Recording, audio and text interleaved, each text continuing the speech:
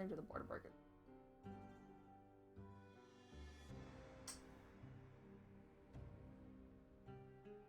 Oh yeah. Perfect.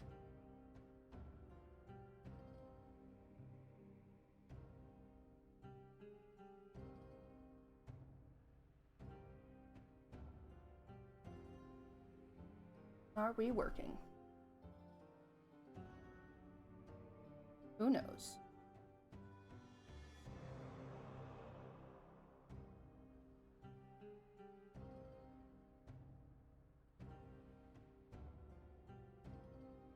Lynn, can you say something real quick? Hello, I'm saying things into my microphone so that you can test things and hear things. Maybe not hear things. It works. Yay. Sometimes Okay, it works cool. and sometimes it doesn't work. And you never know because it'll say in OBS, oh yeah, we're capturing this. And then it'll be like, just kidding. We didn't capture anything. Good luck. It drives me up the wall. So cool, so fun, love it. Oh boy. Oh boy, these are old.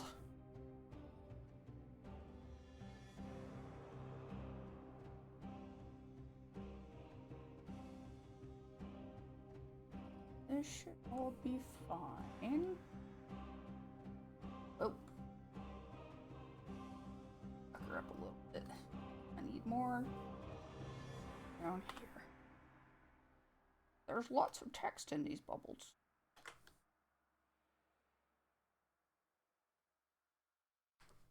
Oh god. Time to draw a bunch of chairs again.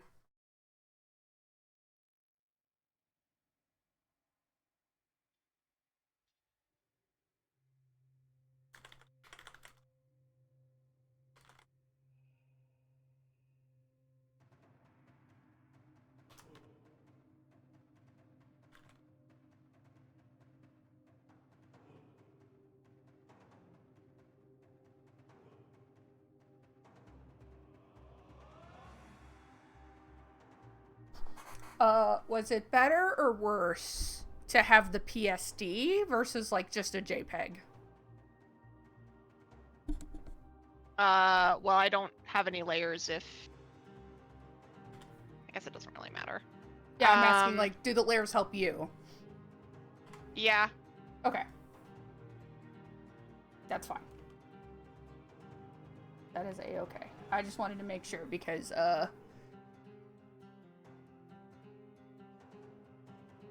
yeah. Mm-hmm. So I'll keep doing it with the layers. Yeah, that'd be good. E3 thumb. 3 rough? Question mark? Oh my god, it's so itty bitty. Last time I drew these was, hello Ninniffer. Last time I drew these pages was like 2018. Oh, that's almost 7 years ago.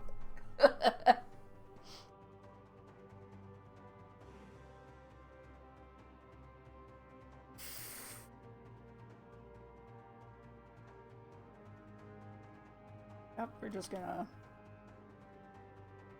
basically start from scratch. I've done some warm-ups, but that's okay.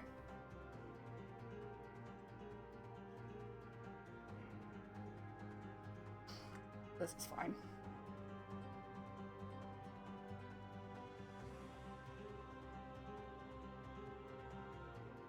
Can I draw straight from this? Yeah, I think I can.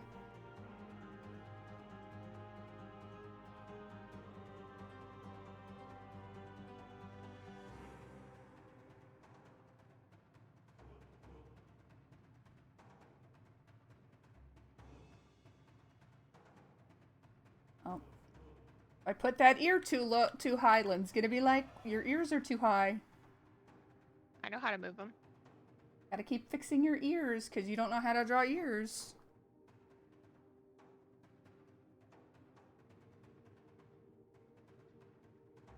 Just lop them off and move them down.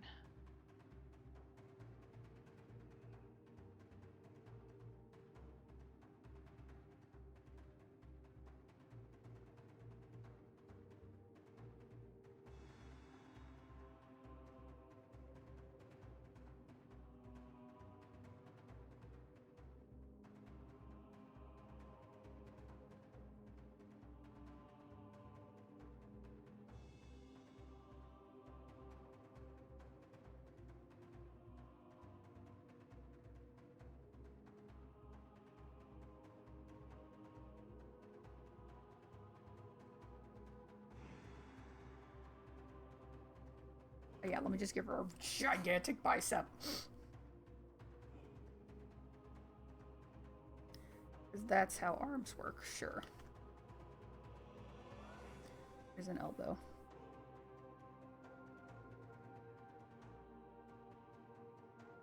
Ah, there's her rest of her arm.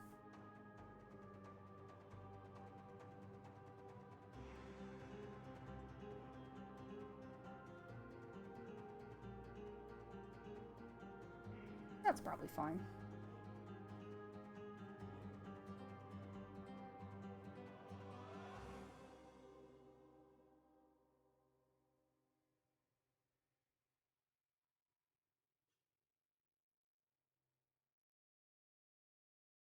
Is she even looking at this man?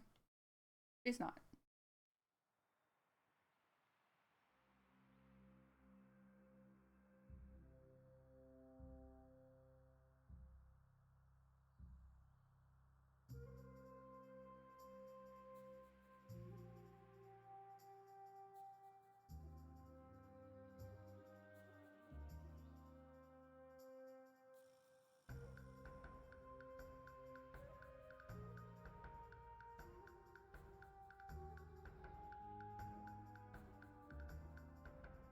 Is her head gigantic?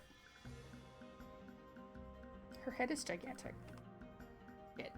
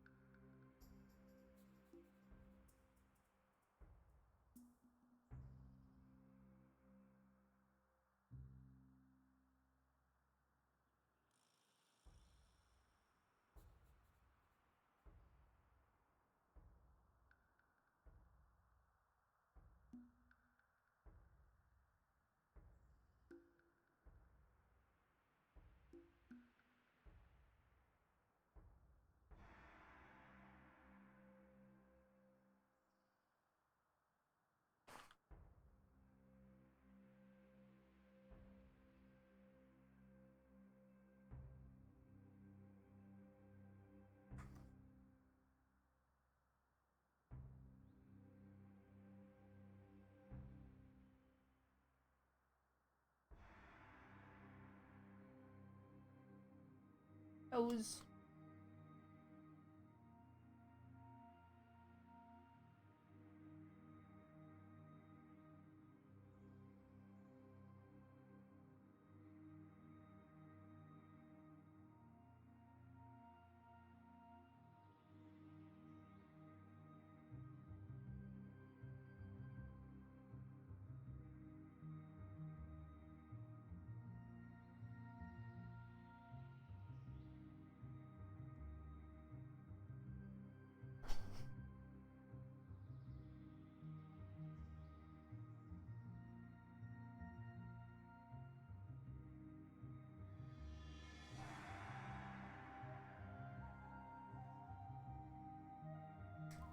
Well, that's not how arms work, actually.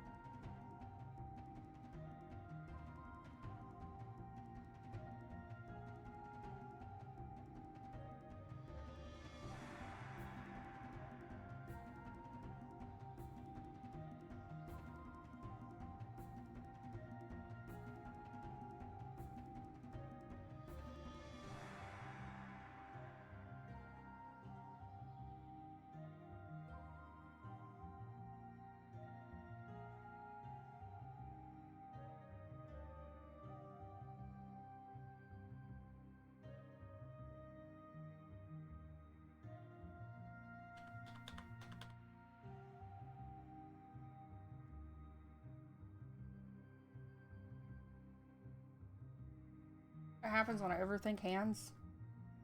They become terrible.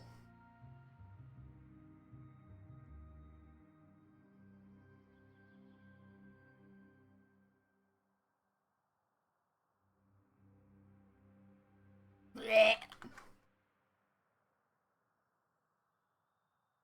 I'll fix it if I need to.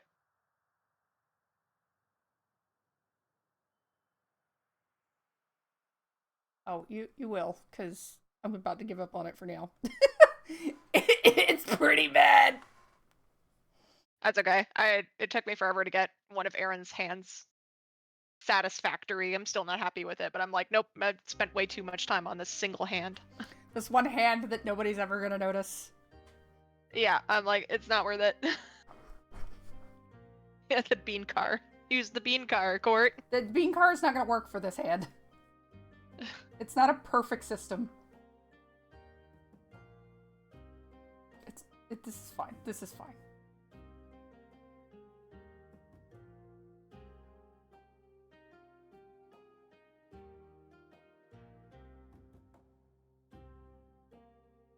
Oh man. So her pants have her pants have hot rod flames on them. So What? her pants have hot rod flames on them. Oh, yeah. So I'm just gonna figure out how to do that, but I'm gonna try to get like some rough sketches done and then see what I need to clean up, because I'm sure I'm gonna look at this a few dozen times and be like, oh wait, that's not right either.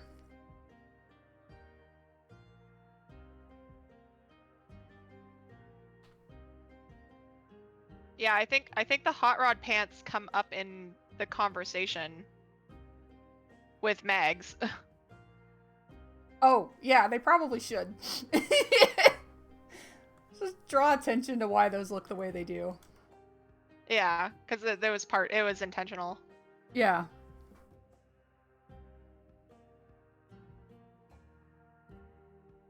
Okay, so her foot's like perched on the like edge of the bed. Yeah. But it's not the edge of the bed because she's sitting on the bed. So it's like perched on the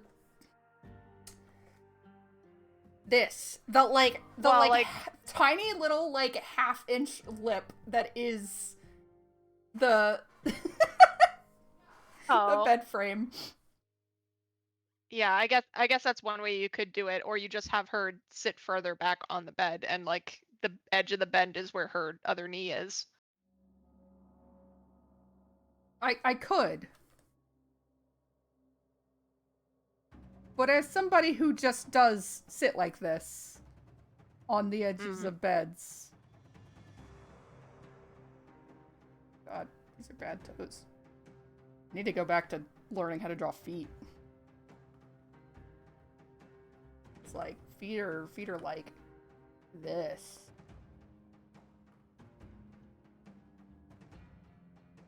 Or an extremely simplified version of them. And then you give them toes.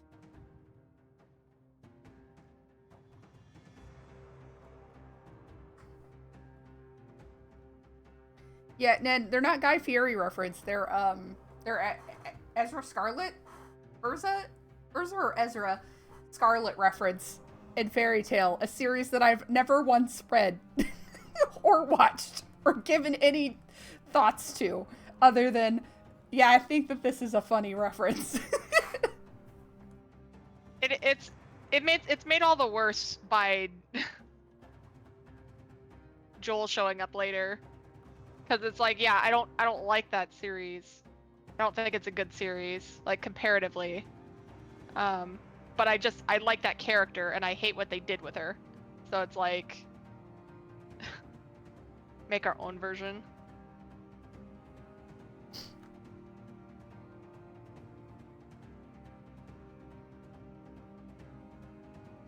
Well, that's about as good as that foot's about to look, because I am not.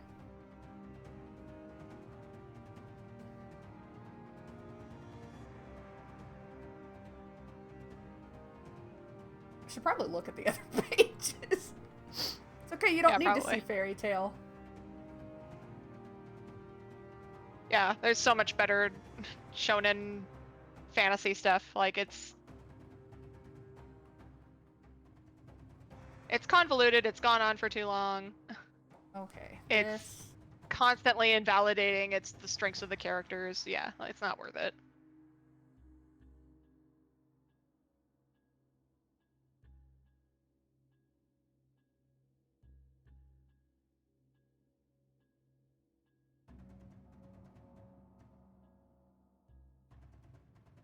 Conrad has a rolling chair.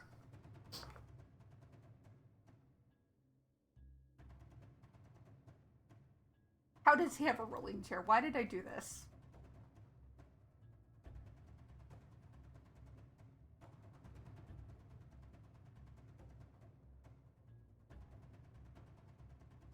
You know what? It's a ball bearing. Tucked it. Yeah, okay, it's fine.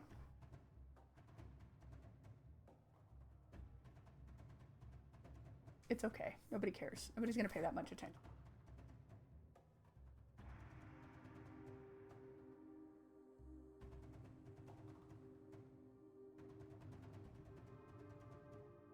Hit the back side of the bed, a little bit of position. Oops. Was the eraser button.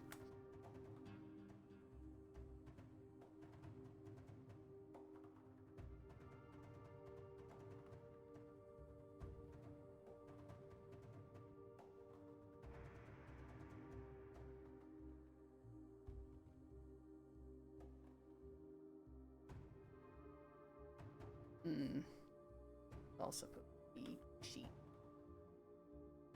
Okay, that's fine.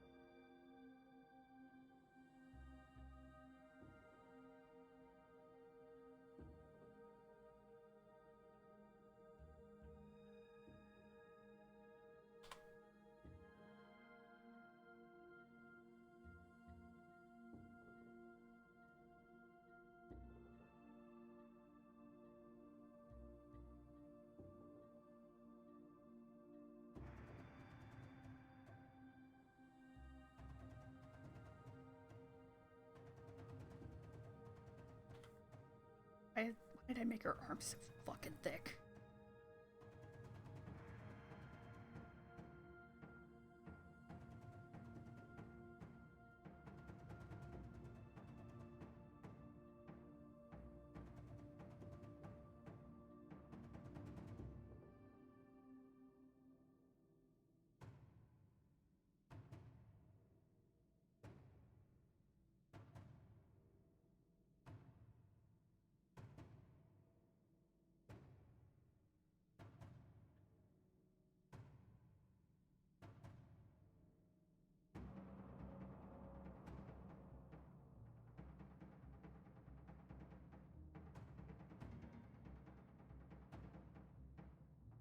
Belly button.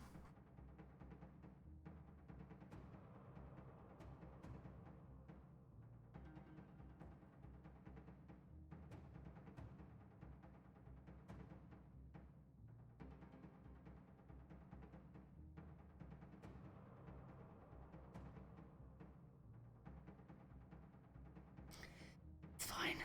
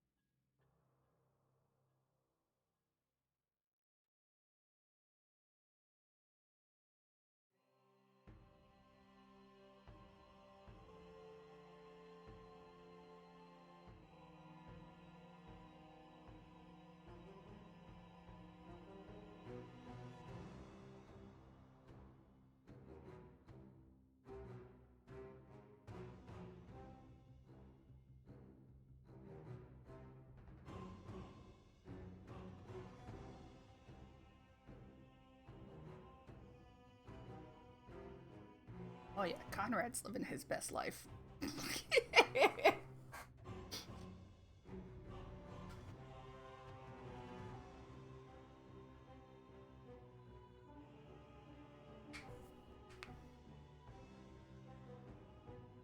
Oh, we decided that the... Damn it. We decided the infirmary was in the basement, didn't we? I mean, maybe. We can always change it. Why? Because there's an exterior castle establishing shot that I could just take out. Because there's an outside the door establishing shot. Actually, there's like 3 establishing shots on this page. Hold up. Pull it in. Thank you. Thank you. Fine, thank you. Oh, okay. Move it down. Yeah, so we could probably just take this shot out. Move this one over. I mean, things. Yeah, I mean, I don't think that it being in the basement, like, it's not going to feel like a contradiction to people reading it. They're just going to be like, oh, we're going inside the castle now. Oh, we're in a hallway now. Oh, we're in an infirmary. No one's going to know exactly what floor or where that is based on those shots anyway. Yeah, so don't overthink it. Fine to me. Yeah. Oh, there's 2 levels of lines on the flames. Got it. His face. The only people who are going to know are Nin because she's listening to us right now. Yeah, that's fair. Eat.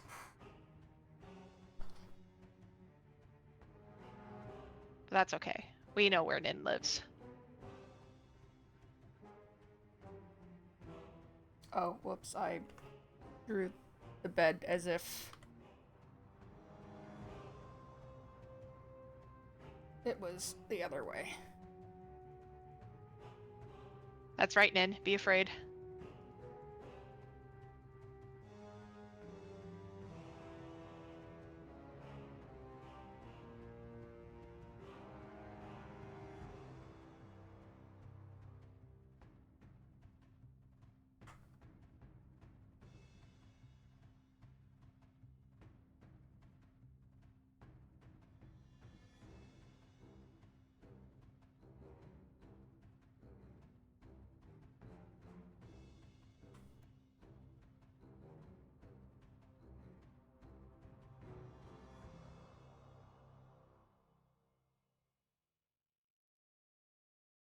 Okay, we're gonna pretend like perspective is correct here.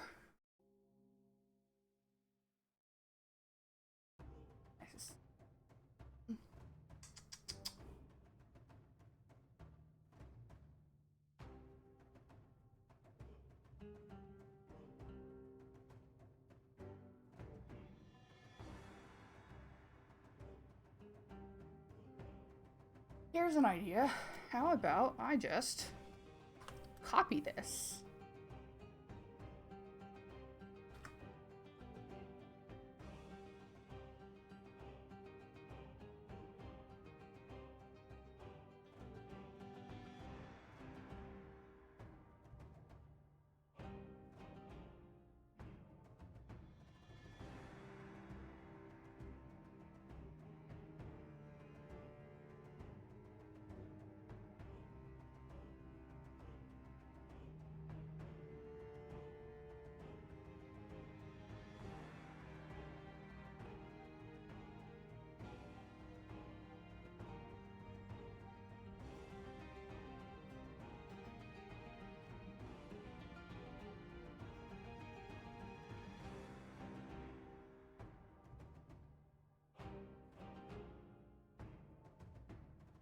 Distance.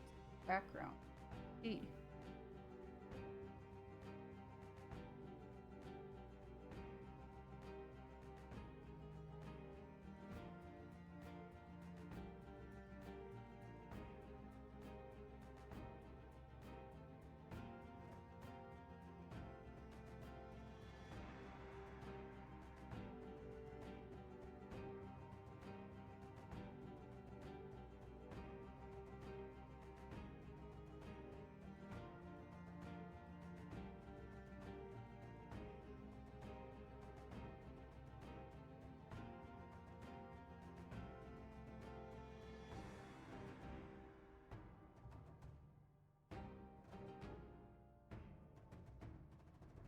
Oh yeah, her feet are like way off the ground.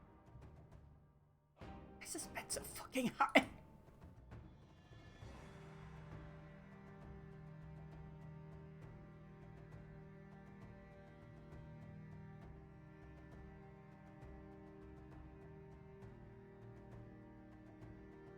God, I can't wait for the panel where Conrad just turns around with the scissors like, I'm going to cut you. It's so fucking good.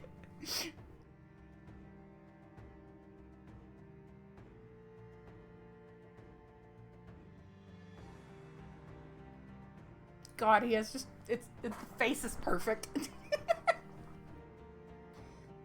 Okay. Her feet don't hang down enough for them. So I'll put that up there. Okay. Which means I have to fix a lot of things that I fucked up.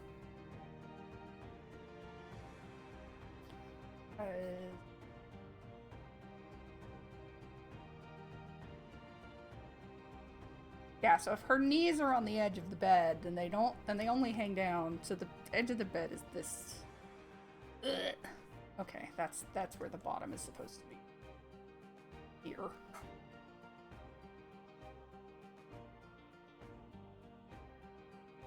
Alright, so we're going with Lynn's suggestion of she's sitting a little further back.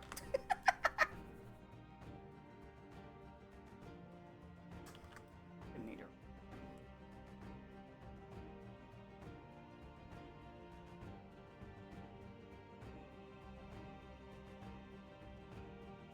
How do we do that?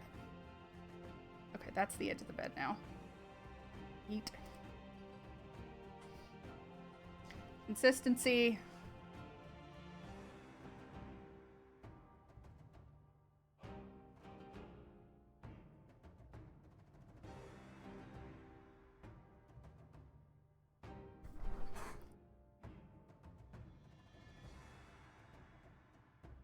Not redrawing his chair again. I'm just gonna steal that.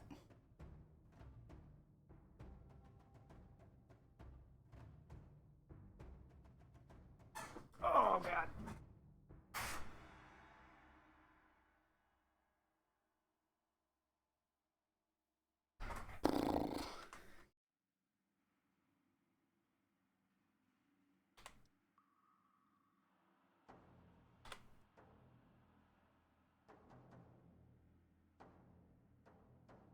This is fine.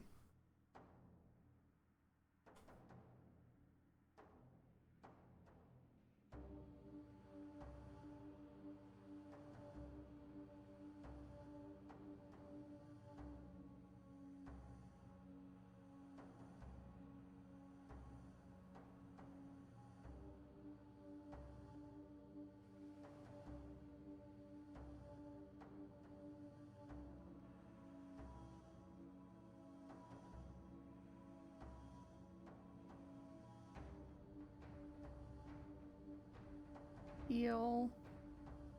Then toe.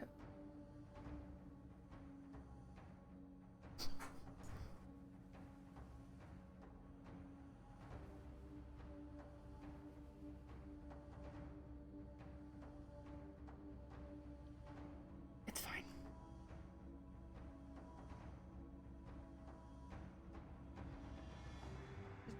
Change the perspective a little bit. We call it a day.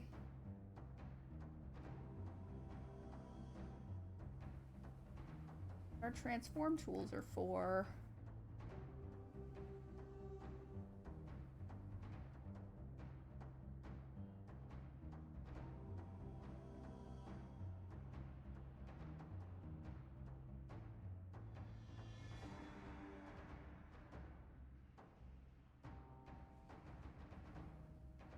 And there's like a pillow here.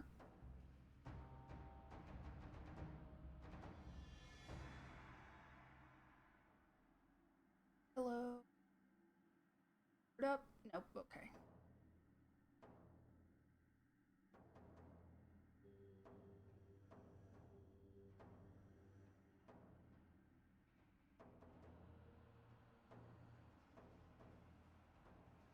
Just go. It Tyler.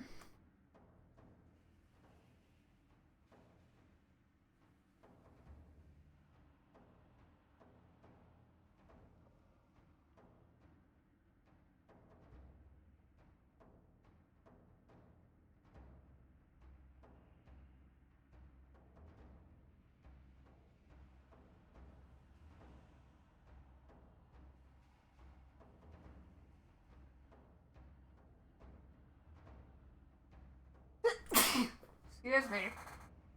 Ugh. I sneeze. Sneeze a lot.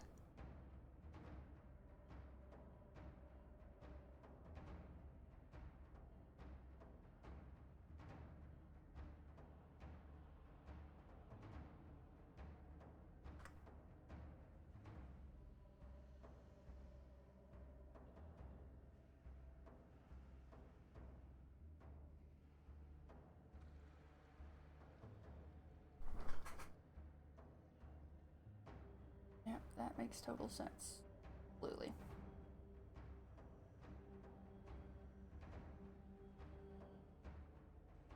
Here, just let's steal this bit.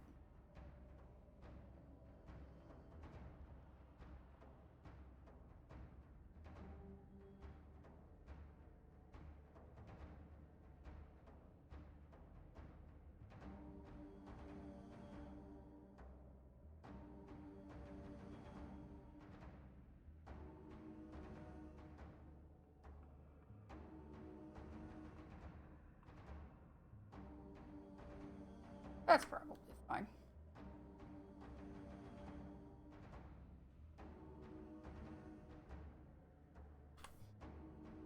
Why redraw? One can just simply steal from self.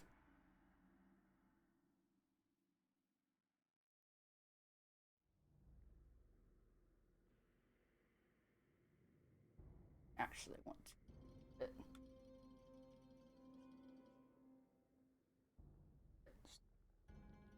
Yeah.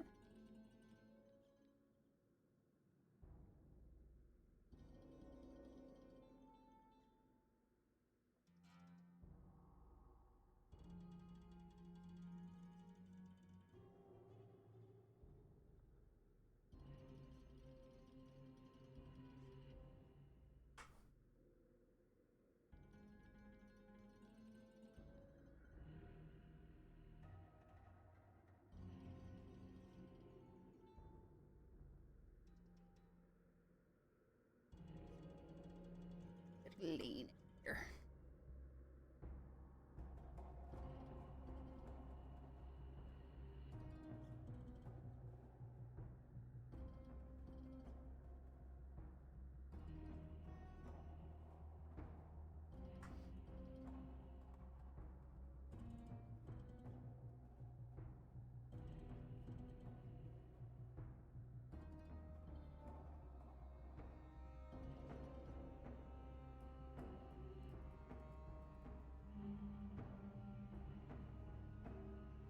Conrad, what are your shoes like, my man? You have loafers? I bet I gave you loafers. You seem like a loafers kind of guy. Yeah, my man has some loafers.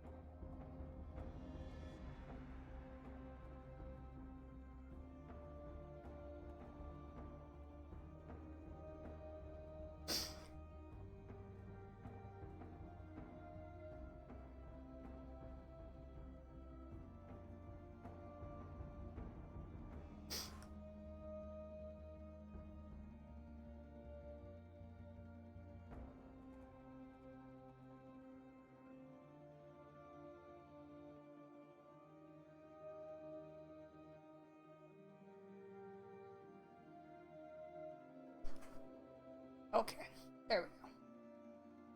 I know what I'm doing now.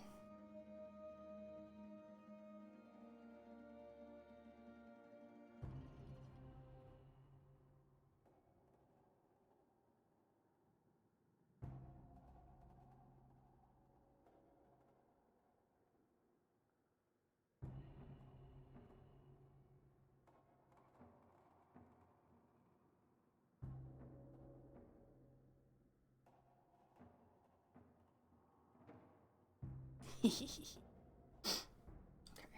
Oh, his hair comes back like this. Got ears somewhere in here.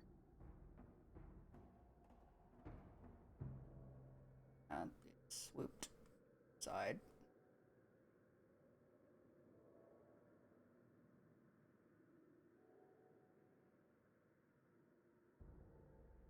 Oh, look at hair. Still shapes.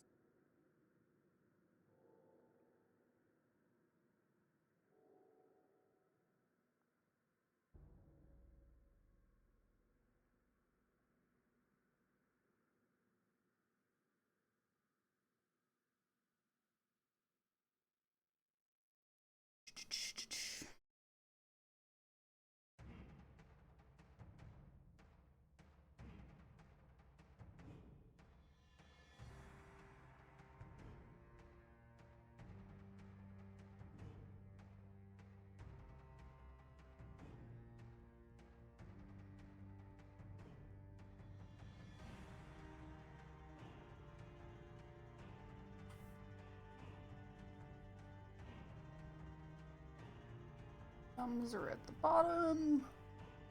Fingers are like this.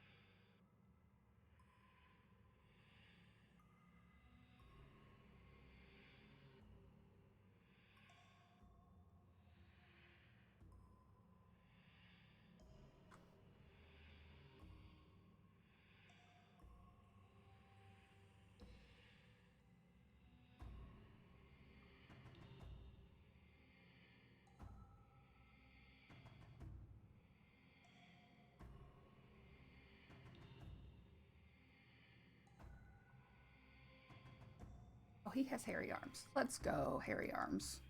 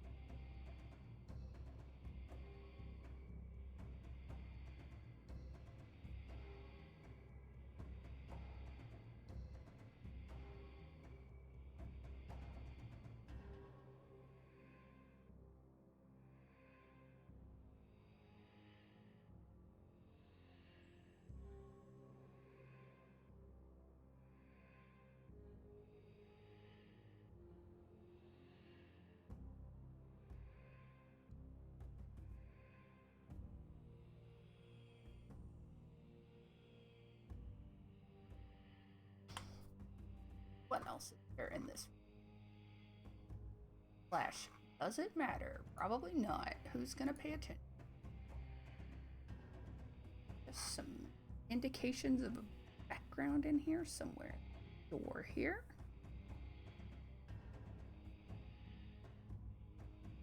Door.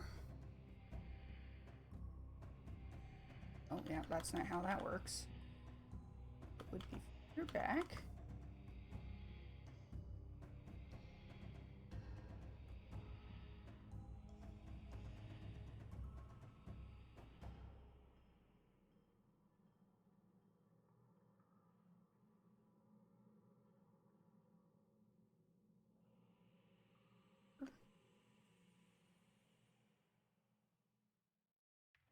Oh, we're snapping to the grid. I was like, why are we doing this? Turn off snap.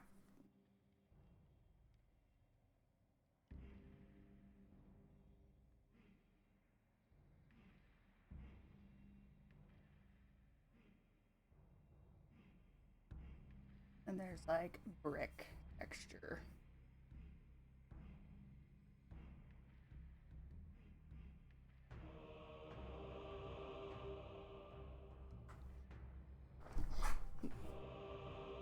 That's my indication of brick texture. Just a couple of little hatches here and there.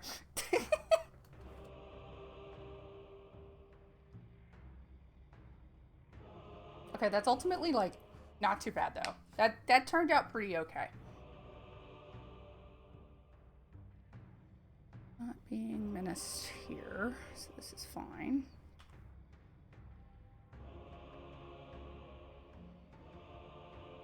And for consistency's sake,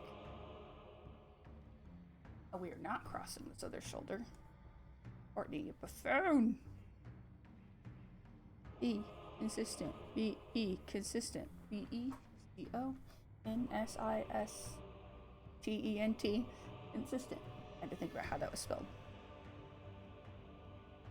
Like a little pad. Adding.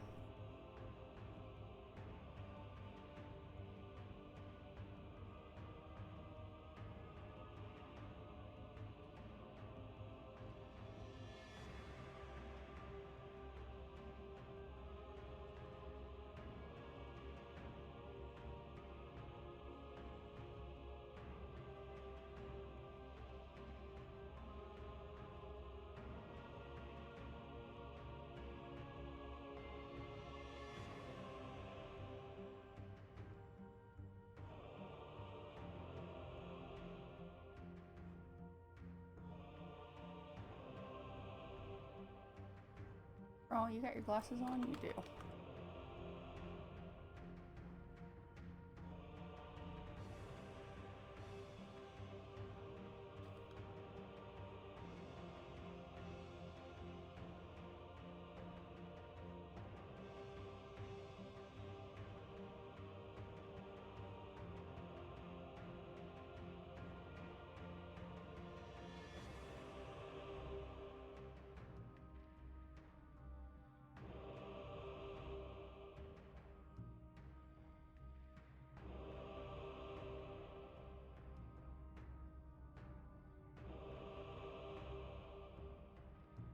It's fine. Nobody's gonna say anything. Also, this is not how feet work when you're fucking running. The only people who run toe first are the people in marching band. Also, I forgot to put the food up before I started.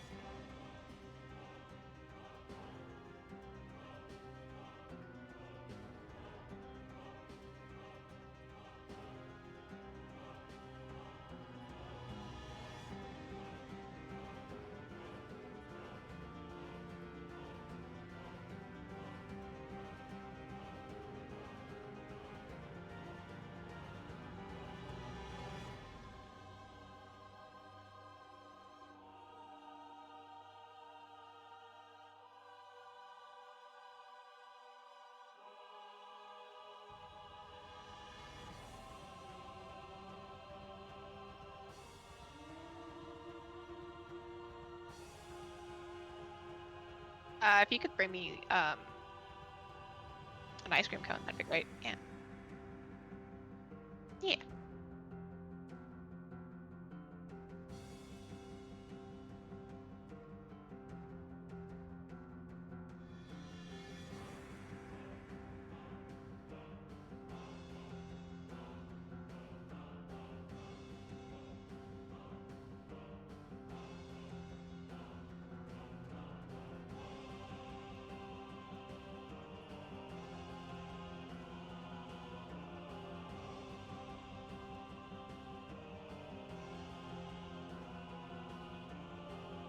You want to look at this?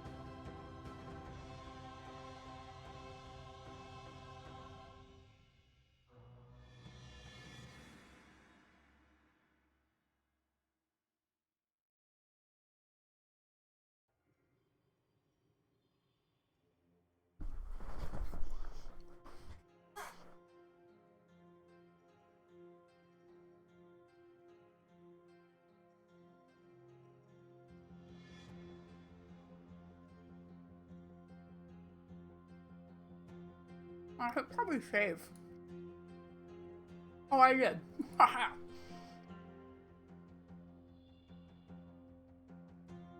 I'm so smart.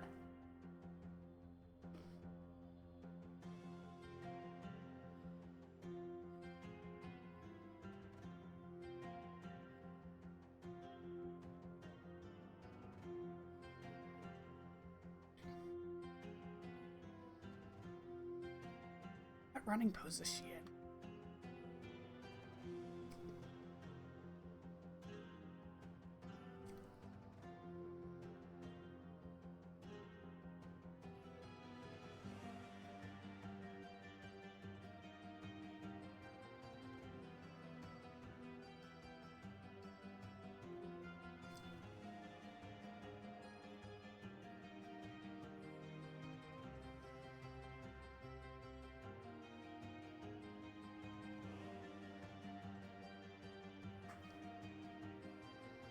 Hmm.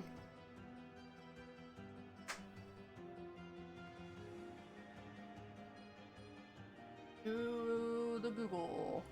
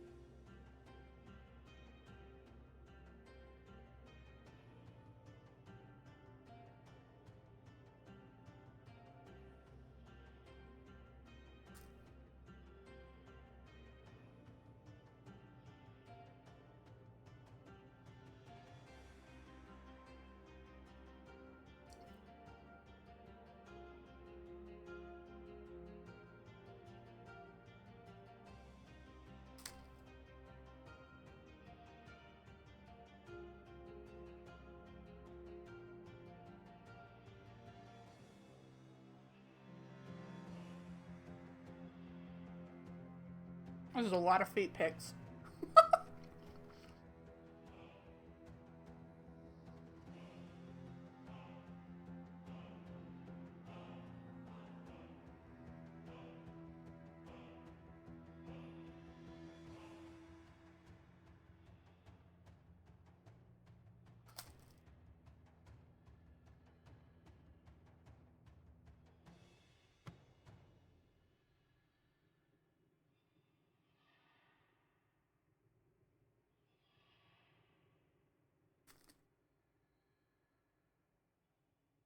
You could give her some slippers if you don't want to draw feet. No, I just am looking at at a reference of like what's the pose supposed to look like because the pose I drew doesn't make any sense.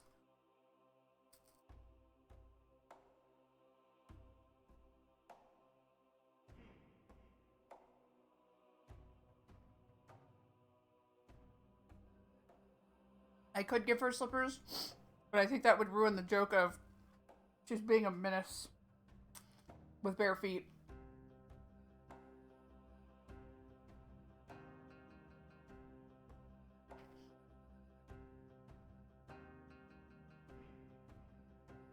That ice cream cone had chocolate everywhere.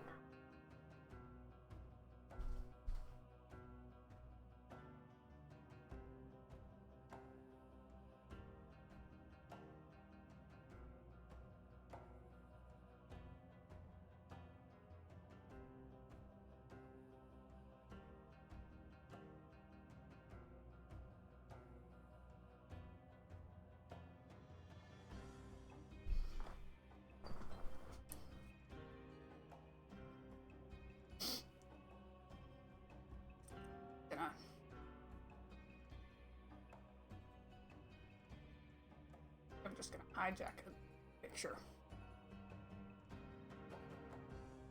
That is probably roughly the same angle.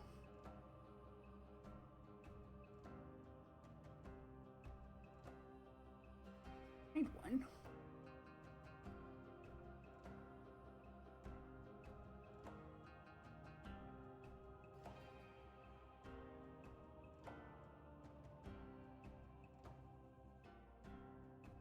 Guess I could just pull entirely, which is probably what I should do.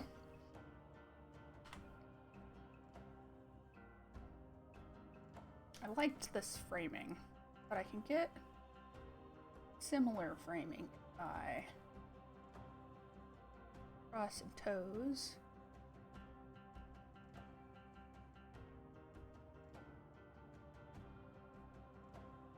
Something like that. Oh, that foot's way too. I just deleted the whole layer because I'm very smart. How did I do that? The delete button's nowhere near the lasso.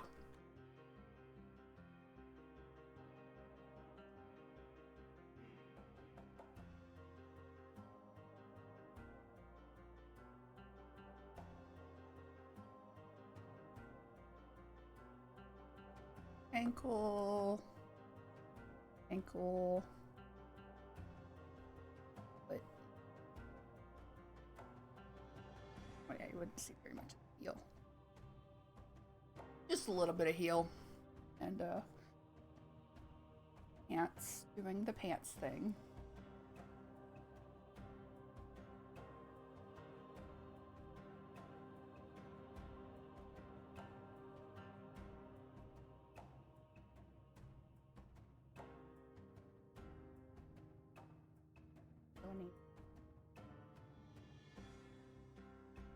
Yeah, that's fine.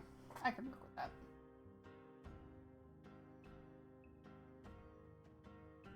Human.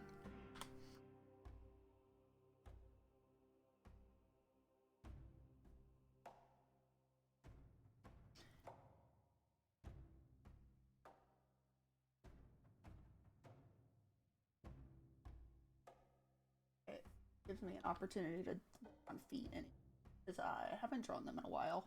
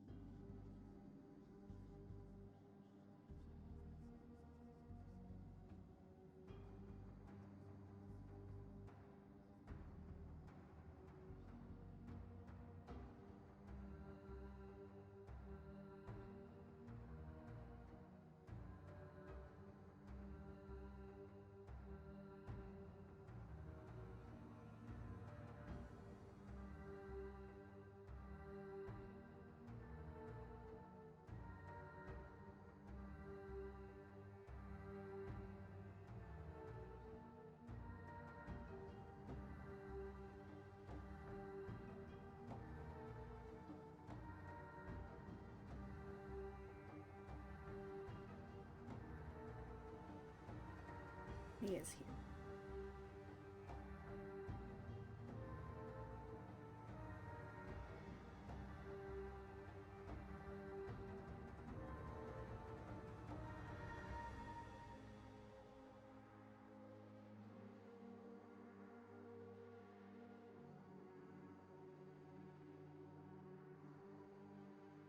Oh, well, her foot is pulling back. Forward. I think. Follow the shape. Oh, yeah.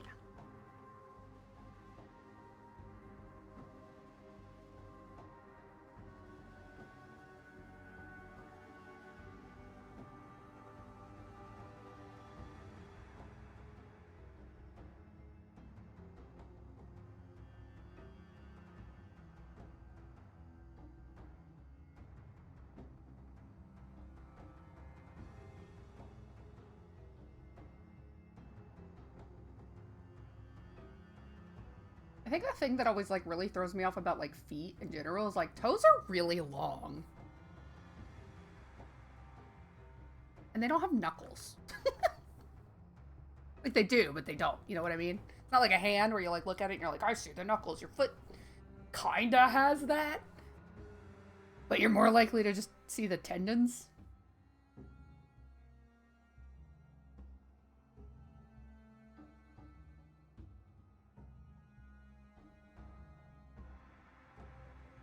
Anyway, feet are weird.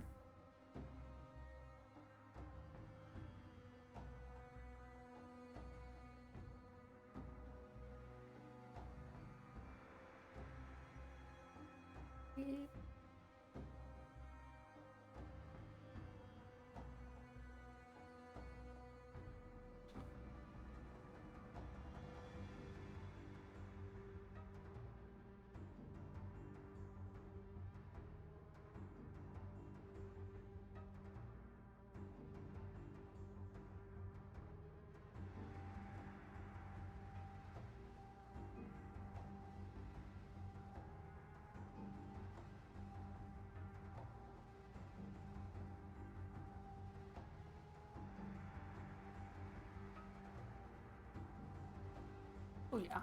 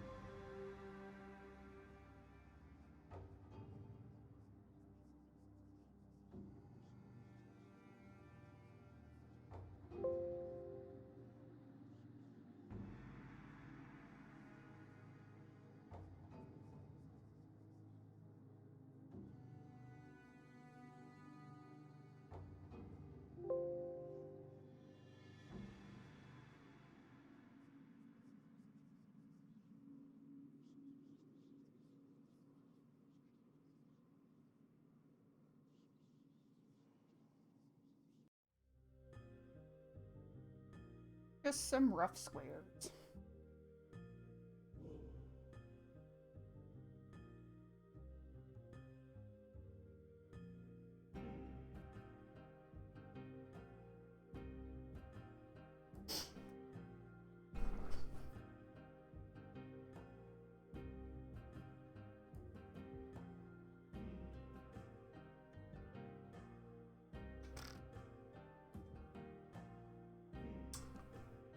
Oh, hello, June. Sorry, I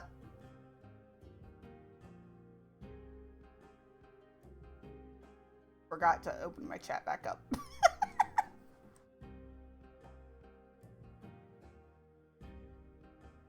Juwoon. Wunniper. She said she can't believe that I'm drawing feet pics in Guy Fieri pants. And, you know, I'm surprised that she's surprised. Yeah, I mean, Why wouldn't this you seems expect in me to do character. something that's a meme?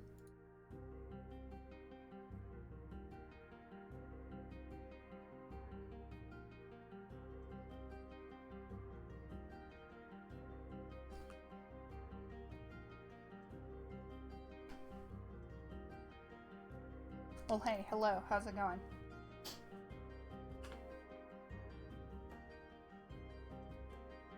I can also turn the sound in my stream down a little bit if it's too loud for y'all. I don't know if it is or not.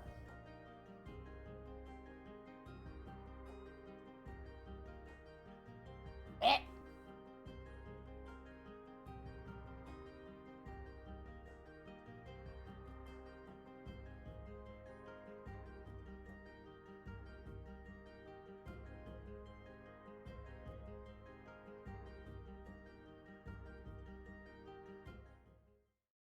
Oh, 100%ed your little special interest game. I don't mean to say that in a condescending way, but I realize that it sounded very condescending.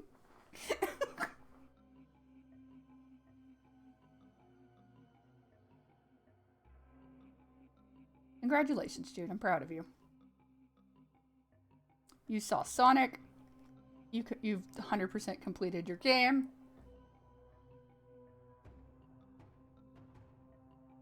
Overall, pretty good vibey day, huh?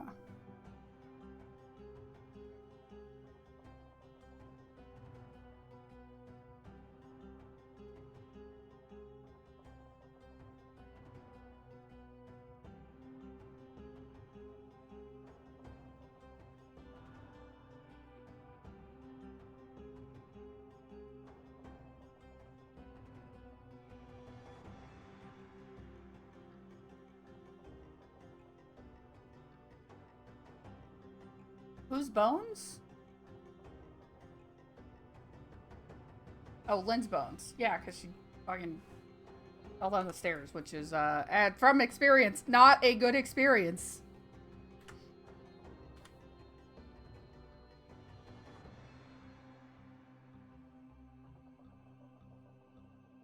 Jen says she's sorry about your bone.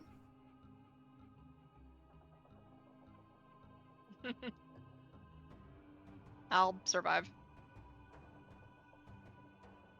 You kind of have to. Yep. I have things to draw. You got shit to do. Yeah.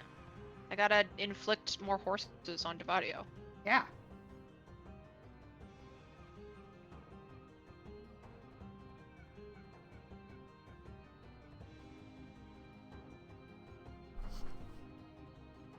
Jen said that you're being so brave about it.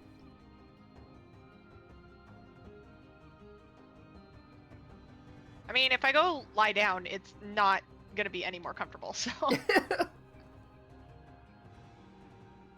don't really have a choice in the matter. I'm gonna be uncomfy anywhere. I might as well be uncomfy and productive.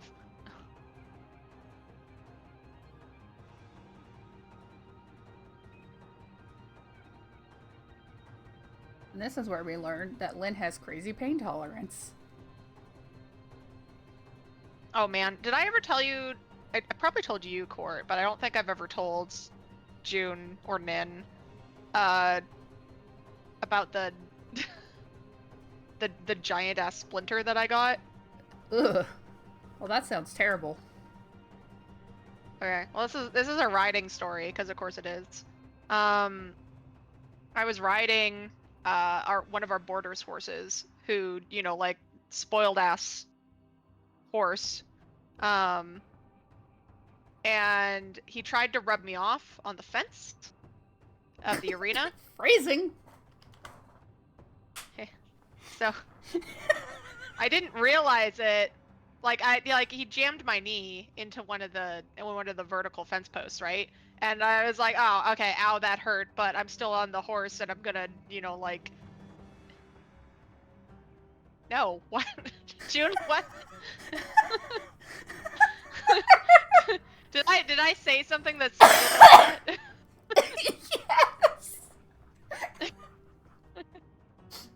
I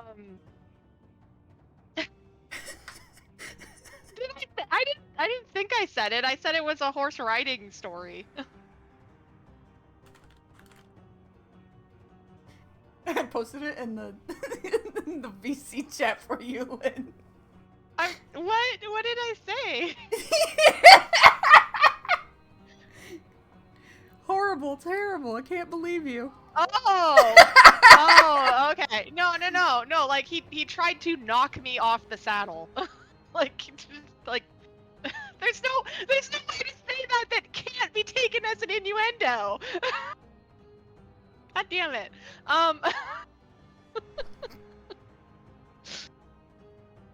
Uh, okay. So you're different worlds. In the horseback riding world, that is not. Yeah, no, that's what we would call it. If the horse tries to.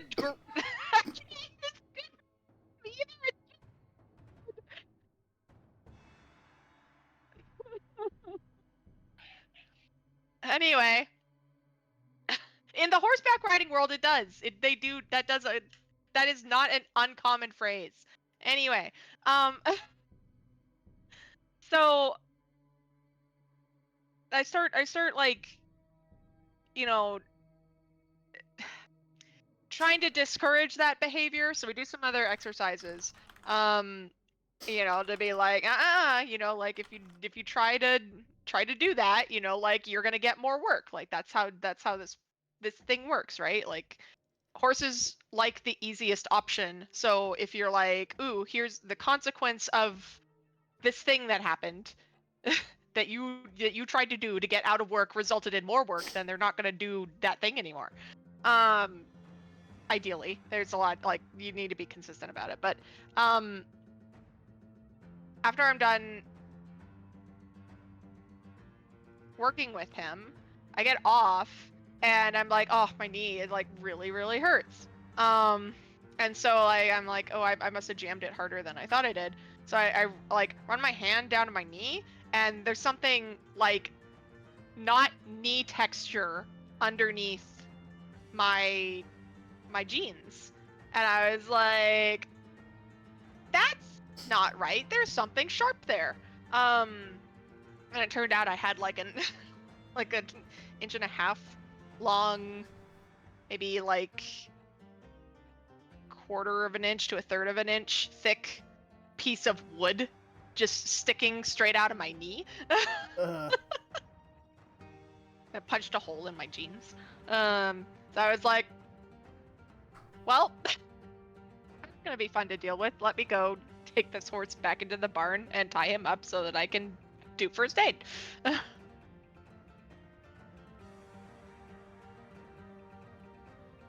Yeah, so that was fun. And then I got to, yes, that's my knee. Tis your knee. That's my knee. But yeah, so then I got to tell the border, like, hey, your jackass horse put like a giant splinter in my knee.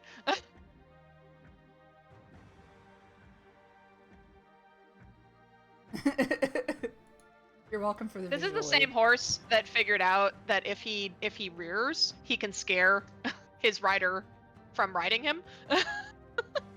So like, he's smart. He knows how to be lazy. Yeah, horses are unfortunately very smart. Yeah, well, that was the problem with Bear, is like he was too smart, and I was like, I can't deal with a horse this smart because I'm not experienced enough. He's doing well though. We found a good home for him. Mom gives me updates every now and then.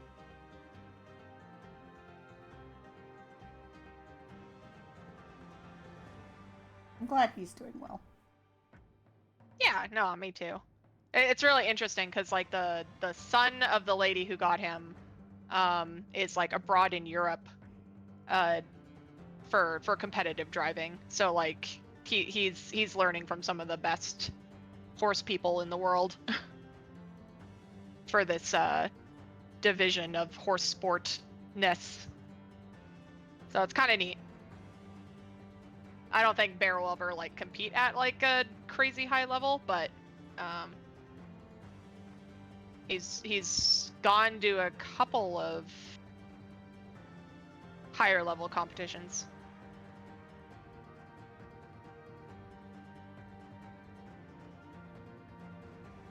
Which is good.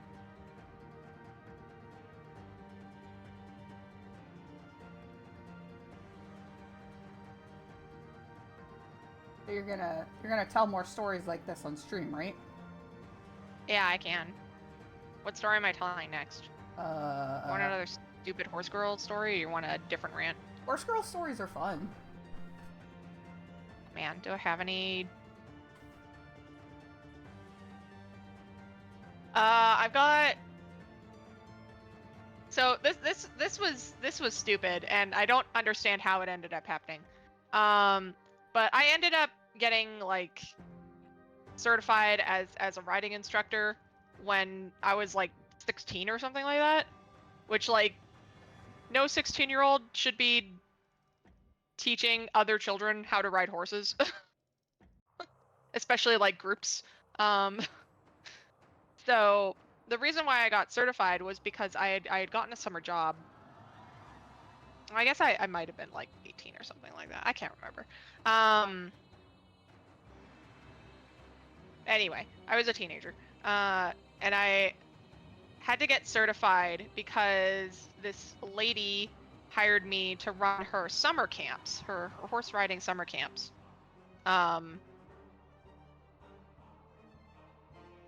Which would have like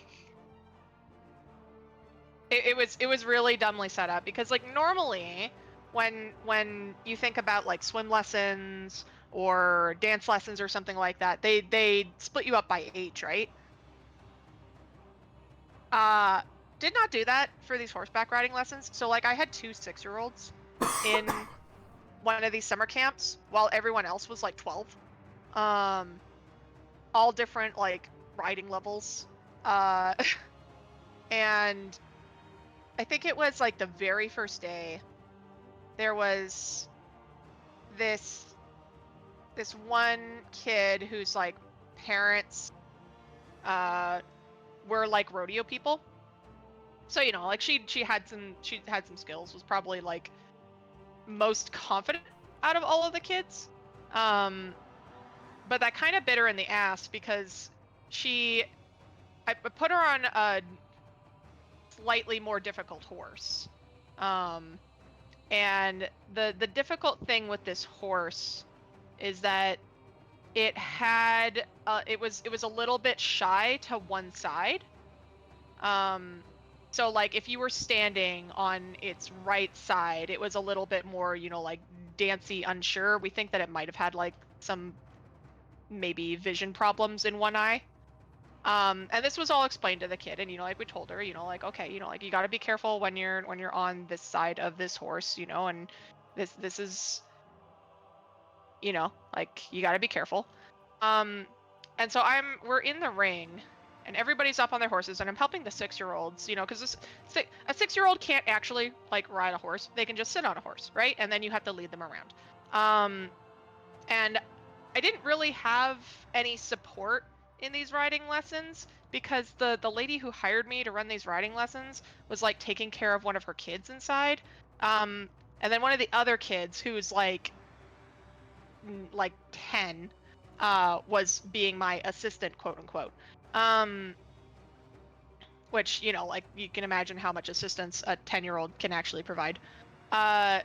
And so this kid who had a little bit more confidence and was on a more difficult horse was like, oh, you know, like I need to get off for a little bit. But instead of like telling me that she was getting off, she gets off the horse and she gets off on the off side.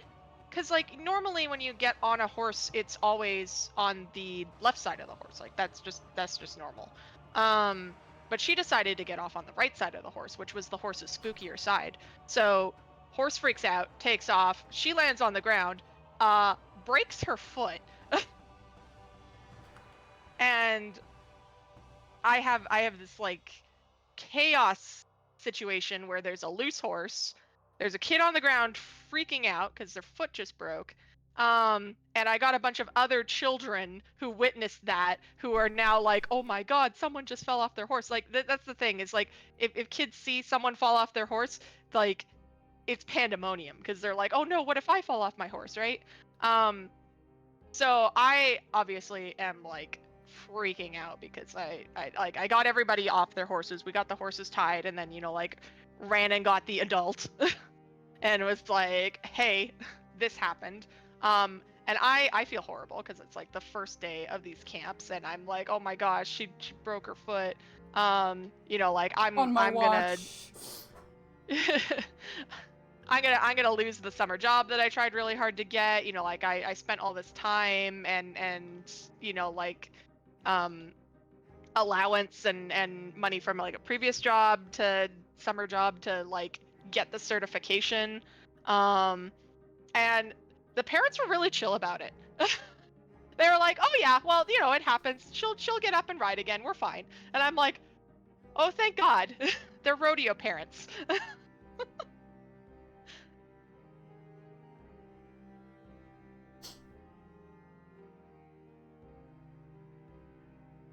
Thank goodness. Yeah, so that was like one of my first employment, like besides babysitting. I did a little bit of babysitting. I didn't like babysitting all that much. I don't think I was really good at it.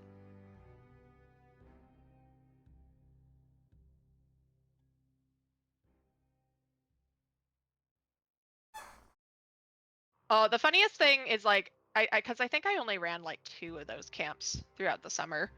Um, the funniest thing is like both times I had like one kid and horse pairing that was like identical.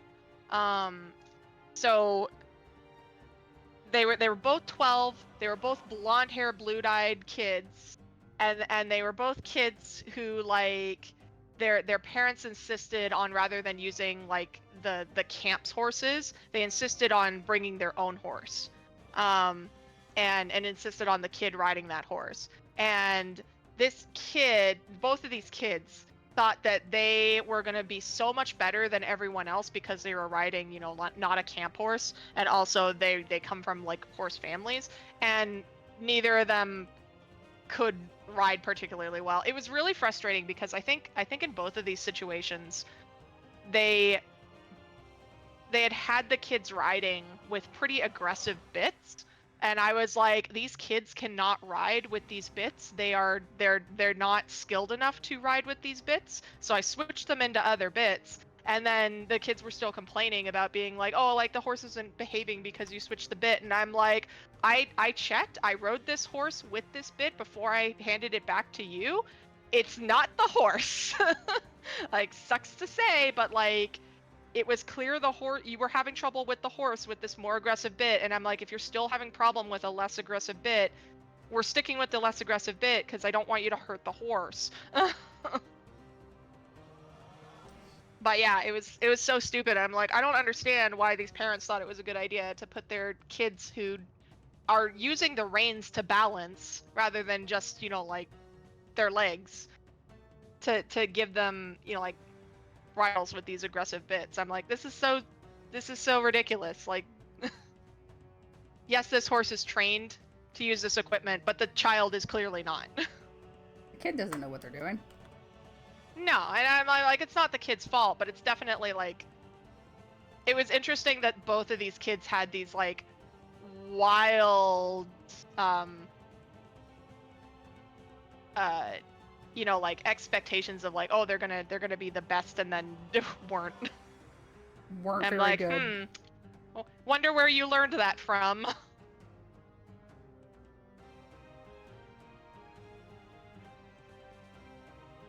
Overconfident parents. Mayhaps. Yeah, well, and that's why I'm always like suspicious whenever someone's like, "Oh, the kid's gonna be in this camp, but they're gonna ride our horse," and it's like, I would prefer them to ride horses that I know.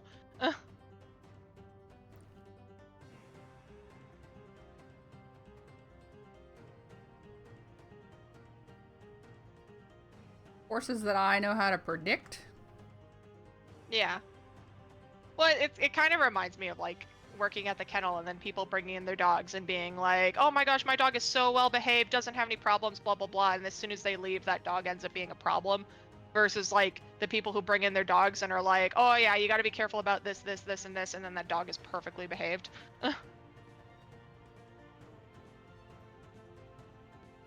Pet owners. Oh, there were some I have some crazy kennel stories. Oh, the kennel stories. Okay, do you want... Um...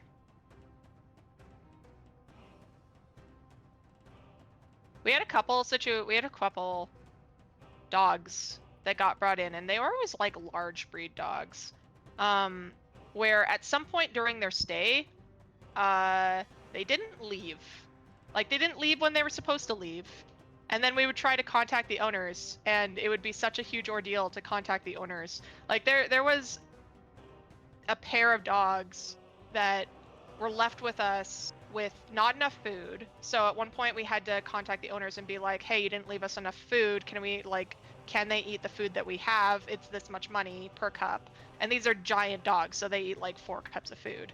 And the owners are like, go, like, maybe go, like, buy this brand of food because it's cheaper, and it'll last them, and we'll pay you back for the dog food that you buy. So we go and do that, and we're feeding, because like the dog food that the kennel had as our dog food is like the fancier brand.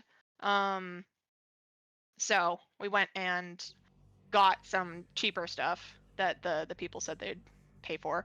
And we're feeding these dogs, feeding these dogs. Days go by, longer than they're supposed to be there. So we call them again, and we're like, "Hey, are you coming to pick up your dogs?" And they're like, "No, we need to extend their stay more." And we're like, "Okay, both your dogs have a bunch of mats, and like could really use a bath/grooming. Plus, like we were expecting them to leave, so their space is supposed to have a different dog in it. Like, can they go outside and be in outside pens?" And the people were like, "Oh yeah, that's fine." They do that, and then we start to get a little worried because like they still haven't come and picked up these dogs, and it's now going on a month, and we're like, "Hey, you only booked these dogs in for like 2 weeks, and now it's going a month. Like, what is going on?" And they're like, "Oh yeah, well we actually have moved, but we're still gonna come and get our dogs. It's just we can't get them yet." And we're like, "You did not disclose to us that the reason that your dogs were staying here, because like people, we do ask them to say, like, okay, is this vacation? Is this emergency? Like, how long? Like we need to know that information, because so we don't overbook, right?" And we're like, "You didn't exactly disclose that to us. Like, it's fine, but like you guys really need to come and get your dogs, because now your bill is like upwards of $1,000." And yeah, so it was we were starting to get really paranoid that they were just gonna leave the dogs with us, because that it wouldn't be the first time that happened.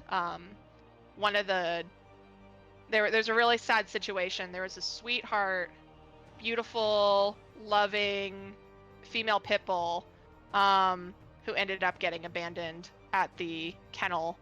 But luckily, a different pit bull owner heard about it, like that also used our kennel, heard about it, and was like, "Oh well, my pit bull gets along with their pit bull, so I'll just adopt their pit bull." And we're like, "Okay, that works for us," because we just couldn't get back in contact with the original owners.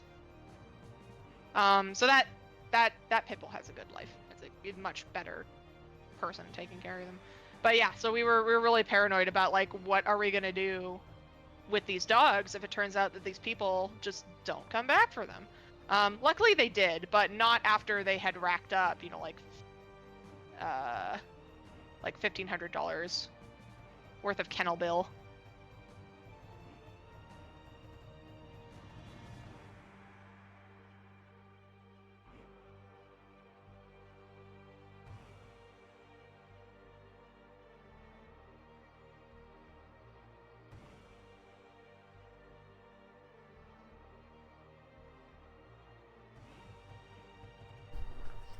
Bubbies. Yeah, we never had any aggressive pit bulls. We only, like, all the pit bulls that we ever had at that kennel were amazingly behaved. We actually had worse behaved labs and like Shih Tzus. And huskies. Whoa, what the fuck was that noise? I don't know. Sorry, somebody followed. Hi, I can't read that. Thanks. Oh. Shit. Oh, you have those silly notifications on. That scared the shit out of me. Put yourself- Oh, Lynn should have to tell us bedtime stories of the cabin. Yeah, absolutely. I agree. I'll need to think about which ones are. I guess I got a good number of like camp stories.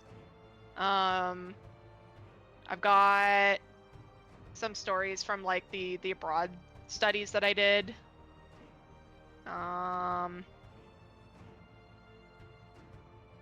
Some of my stories aren't very detailed. That's the problem. Is like I only remember bits and pieces of them because I got the memory of a goldfish. But I can still remember the names of the of the guys of my classmates that I had beef with in grade school. It's really stupid. Like I'm so bad at remembering names and remembering details, but I can remember their first and last names of all the guys that I had issues with. Well, that sounds like a personal problem. Yeah, no, it is a personal problem. You know, like I'm sure they don't think about it at all. I'm sure they're like, did that even happen? And I'm like, well, yes. But I'm probably the only person who is bothered to remember. Oh no, I'm drawing out the wrong layer. Oh no! It's okay. That is a tragedy. That is such a tragedy. It's okay, I fixed it in time. I just started coloring on the inking layer and I'm like, nope, stop doing that. I need to find a way to like have a thing that's like, this person followed you, because the follow thing scared me. And I don't know who it was, but whoever it was, thanks. Yeah, well, I can help you set up the ones that I got set up because mine don't make noise. I don't mind. I want them to make noise because I want to know that somebody followed me so that I could thank them. But I also, that noise was horrid. Yeah. So the one that I've got, you can change the noise file. Like you can put in whatever noise file you want, and then you can also change the audio. Oh, I need like bonk.mp3. the volume of it. Oh, you know what? Never mind. Not bonk.mp3. I should get one of the like the soundboard clips that we have. Yeah. Oh, which one should I do? Phone. Oh, my phone as a follow sound would be so good. I definitely want oh my phone. What's another one? Oh my god. Hang on. Now I'm distracted and I'm gonna go listen to some soundboard sounds. Where's Discord? Yeah, I will ask Tanner first. Yeah. Ask for permission, because we will be good friends and not blindside Tanner with that. Oh, hey guys would be a good one for something. Hey guys. Oh yeah, that one's good.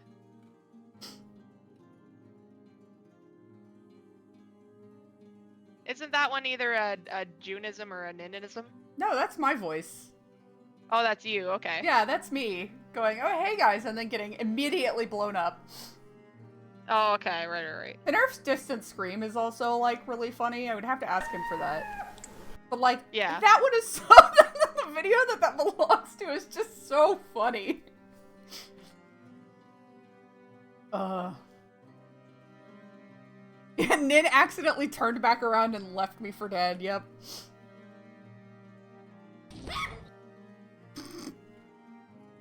I also obviously am partial to the kitty turkey noise.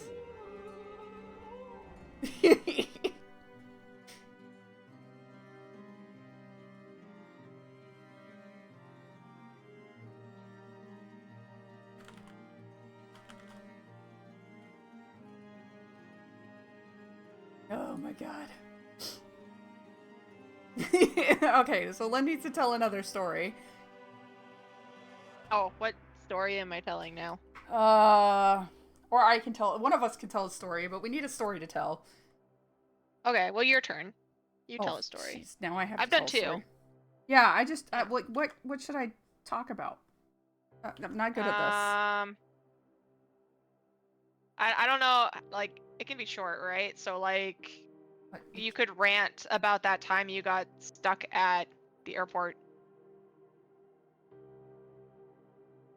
The time I got stuck at the airport? You mean during the polar vortex? Yeah, that one. I mean, I got a hotel, so it wasn't that bad. But was that the first time that I visited you, or the second time? I think it was the second. Whichever time it was, I was absolutely broke. It was around Christmas. The first time I visited you was at Christmas. It might have been the first time. When was the massive...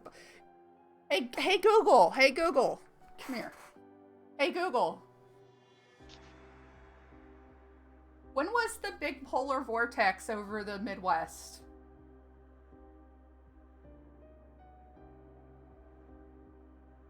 Okay, well this says this says 2019. That doesn't sound right. No, there's been more than one. Oh, the one January to March 2014? Yeah, that sounds right, because I visited you in 2013 and came back right after that. Okay, well, let's just assume 2013. So let's just assume 11 years ago this month that I visited Lynn. Completely broke. I spent all the money that I had. Like, I got my first job, and I was like, I really want to go visit Lynn. We haven't, like, she came down and visited me, and then I went and visited her. 2019 is when you got stuck in Boston? Oh, jeez. But this one, I got stuck in Minneapolis. And then it was like... No, because 2019, I had already moved out and was living in the apartment. So it was definitely 2014, because I still lived at home with my family. Because I was working at McDonald's. And I remember, like, rushing over to my boss and being like, hey, I really want to go on this trip. I haven't taken any PTO. Like, can I please take these 2 weeks and go off? And then I had to, like, call my parents because we didn't have Wi-Fi at home. Because we were fucking broke.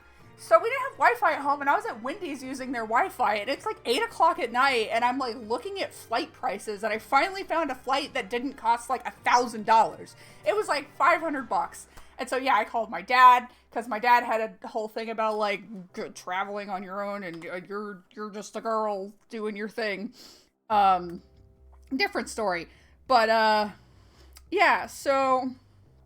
Oh, these stairs are gonna look god-awful, but that's okay.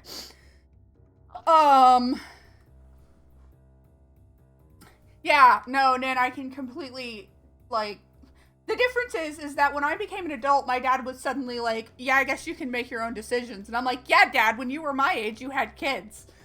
So anyway, so I went to visit Lynn. That was a great trip. I had no money. I had like less than $50 in my bank account when I was in Canada. So luckily her parents were super cool and like paid for pretty much everything. And we also like we did a lot actually, because we went to Jasper, I think, and we like rode the tubes down the snow hill because we were like, oh, we don't want to like ski or snowboard because let's just do something we can all do. So we got those big giant inner tubes and like rode down the hill,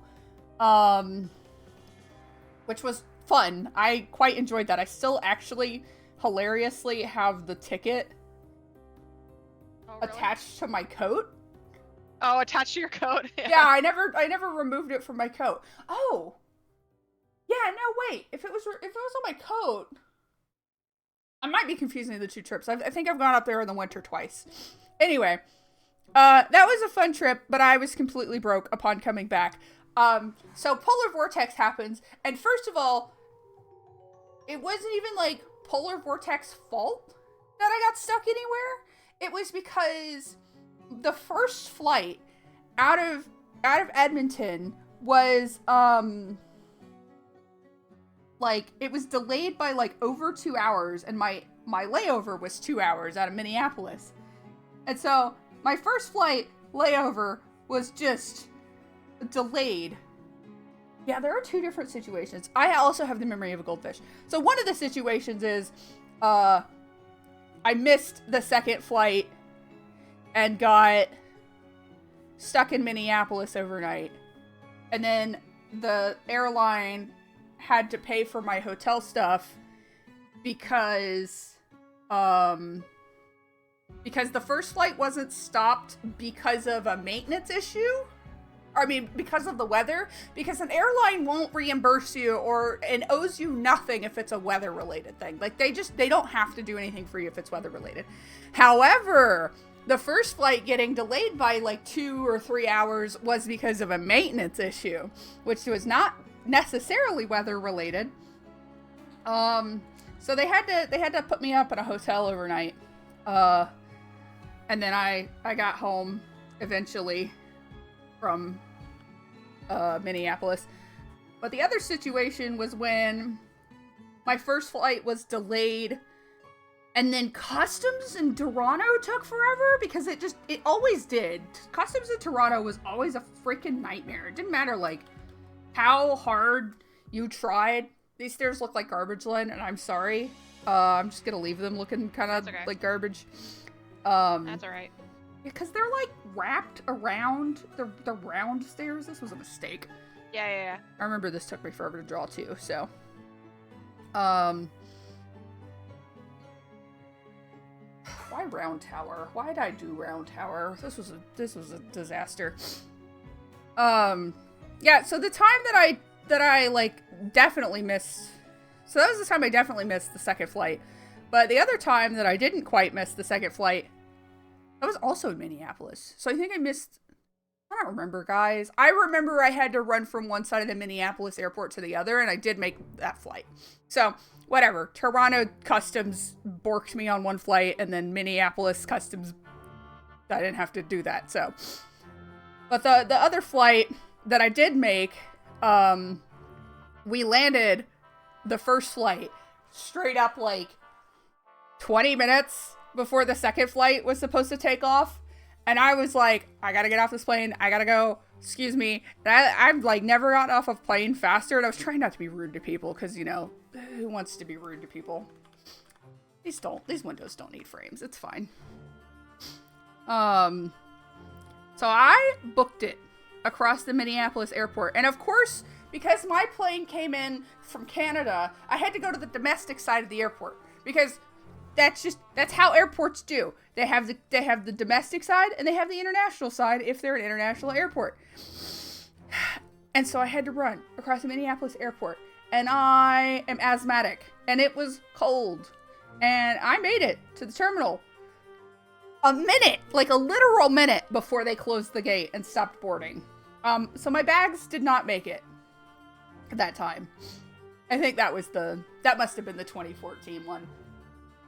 Yeah, I think so. Yeah. Because, yeah, my bags didn't make it, and then I, like, went home, and I didn't have any bags, and I had to wait, like, over a week for them to get my bags to me.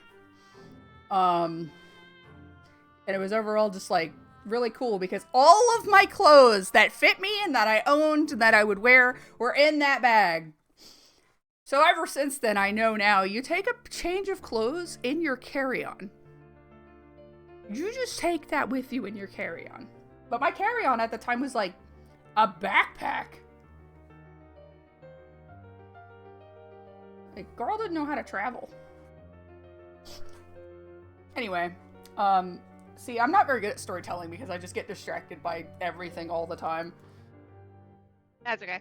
Are both of these Centaur guards yellow plume, or is one of them a captain?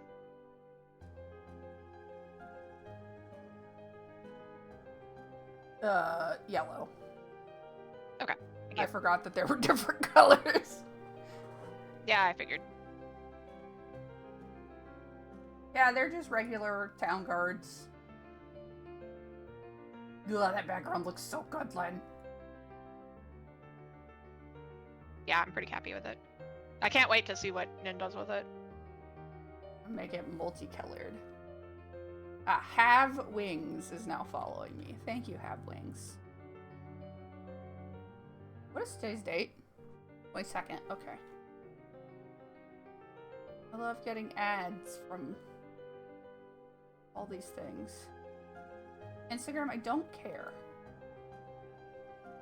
Go away. Sorry, I accidentally opened up my email and now I need to close Chrome.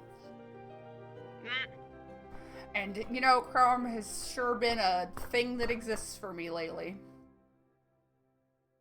Yeah, I don't know why it's so bugged out on your computer. I don't know why either. Like, I've never had issues until, like, recently.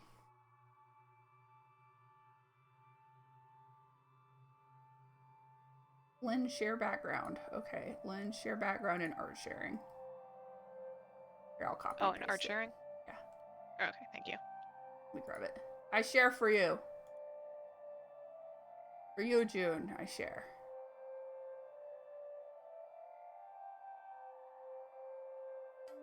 Why did I just look up and see Gartic Phone Among Us?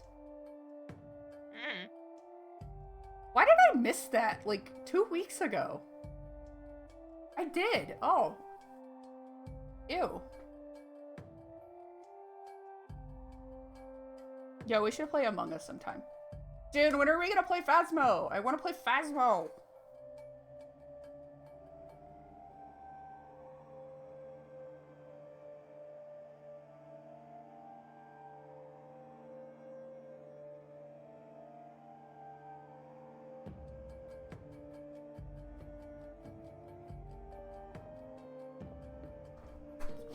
I desire the phobia.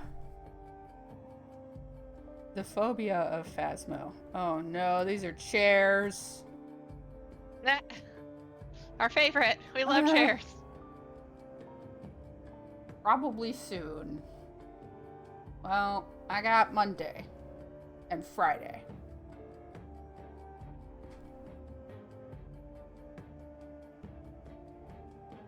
I got tonight, Monday, and Friday.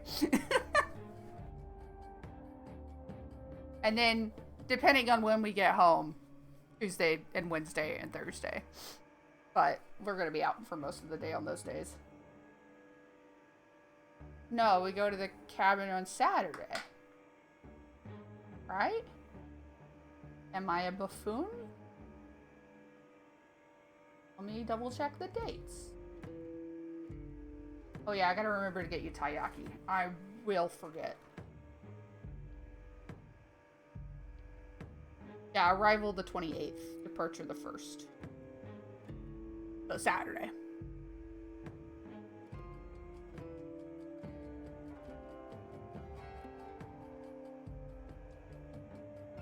No, it's okay, because we had talked about doing the 27th, but it ended up that the 27th, like, wasn't available.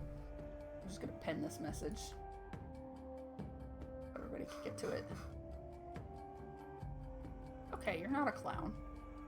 Everybody makes mistakes.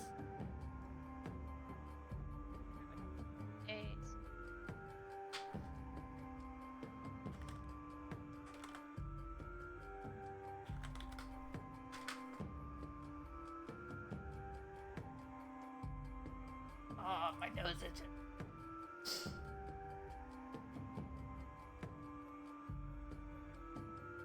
What is he eating? What should he be eating in this panel, Lynn? Who is eating? Aaron. Sandwich? It's gotta be something that, like, takes up his mouth.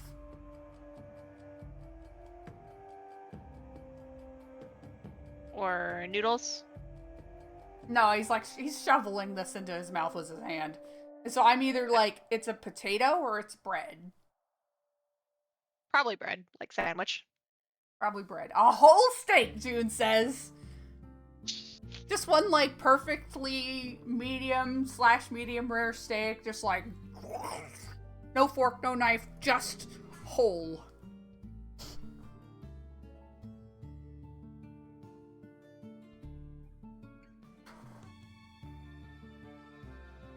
Yeah, I'm gonna put that panel on hold for a minute. Sketch is on. Do I need to sketch this? I don't think so. I think we're good. I will need to sketch this other one up here. Make our brush bigger.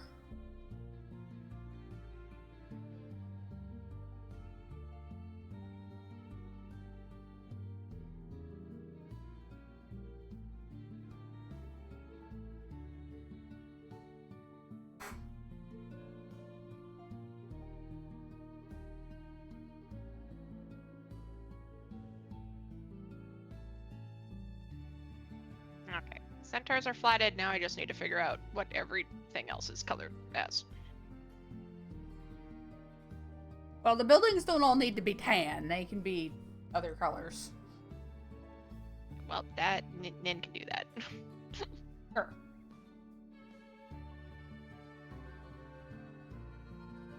Ooh, Anna might jump in and say hi. Heck yeah. Okay. This is bread.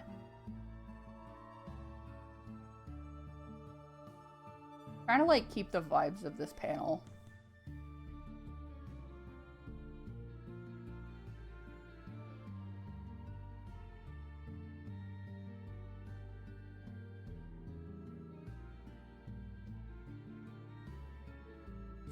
I give him unnecessarily thick eyebrows at times, and I honestly kind of vibe with it.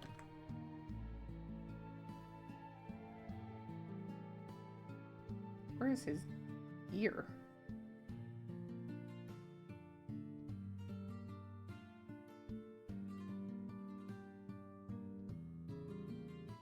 Thick eyebrows aren't used enough. And I really like them as a, like, indicator for, like, this is a boy. Dot eyebrows, so where they're like, here's their eyes. And they've got, like, eyebrows like that.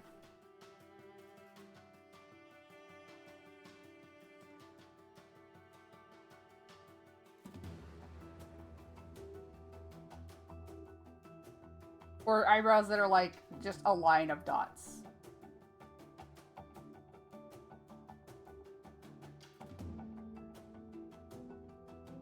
Or eyebrows that are just a dot, like a cat.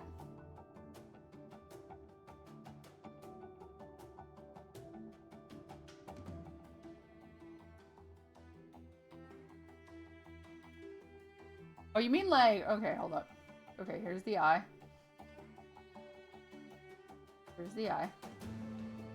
Oh, I had like a perfect circle before. And then it's just eyebrow. Just one big giant eyebrow.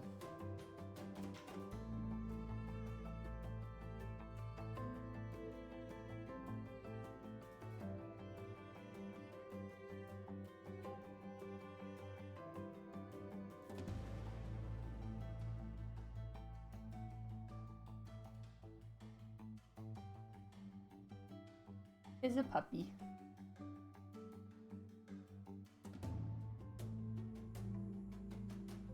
This is how I draw animals, and this is why I leave the animal drawing to Len.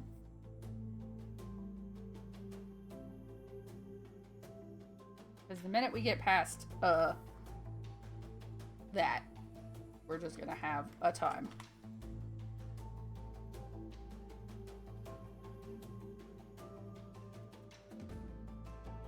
Oh, is his... Did I decide that his thing was unzipped in this? Time to go look at the other thumbnails.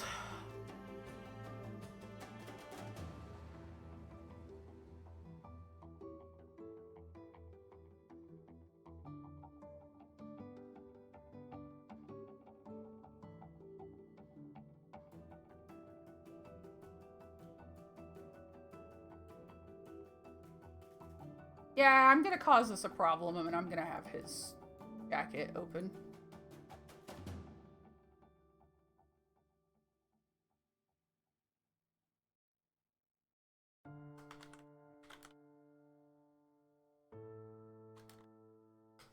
Okay, there we go.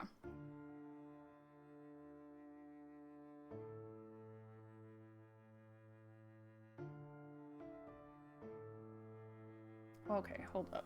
Well, if I'm gonna do that, then how do?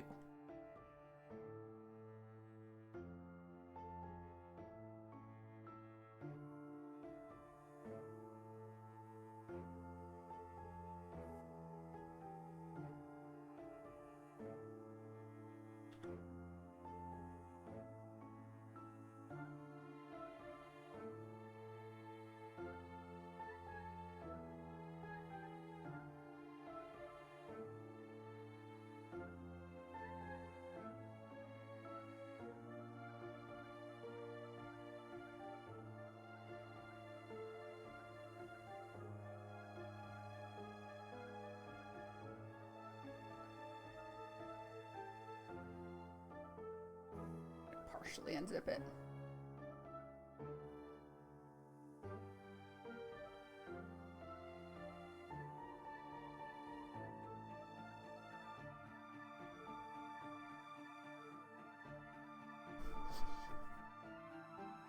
Enjoy your early appointment tomorrow. Thanks for joining in.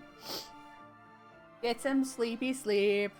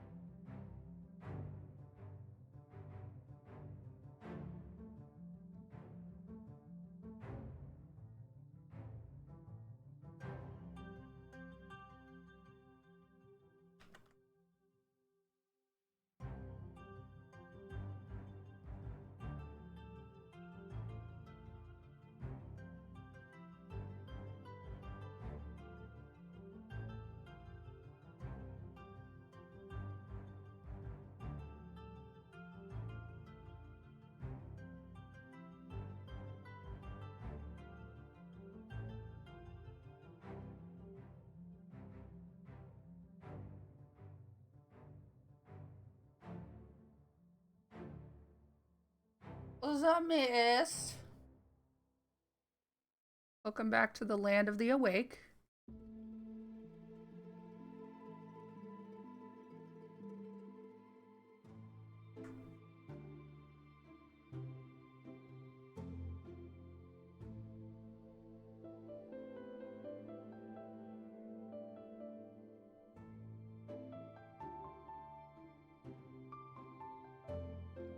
Oh god.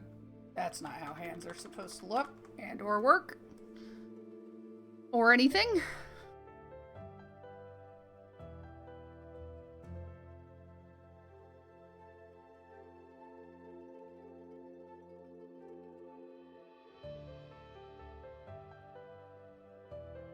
You made chicky nuggies. Chicky nuggies are pretty good.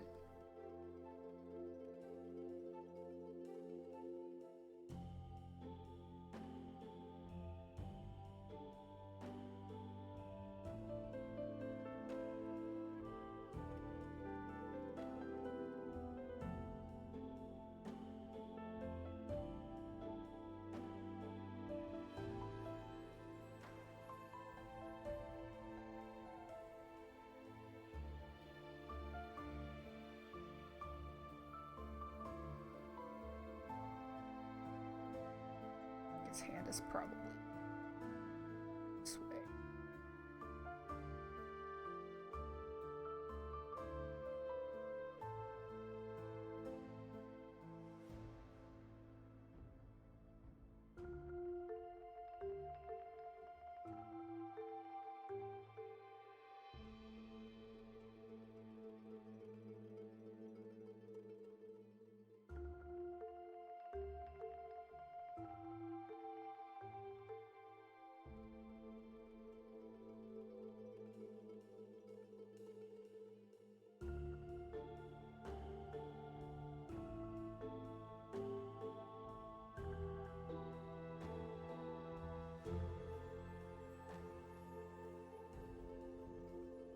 Chicky nuggies with barbecue sauce.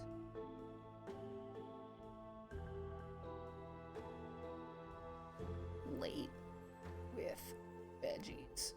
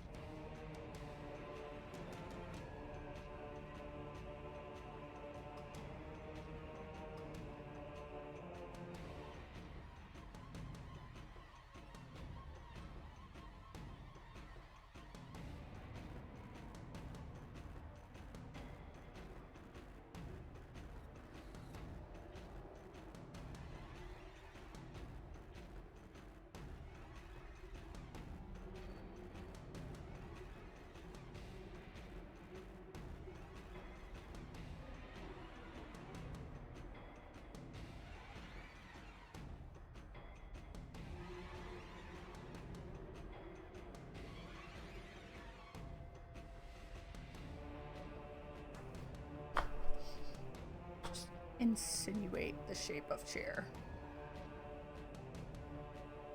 Oh god, that's not how chair look.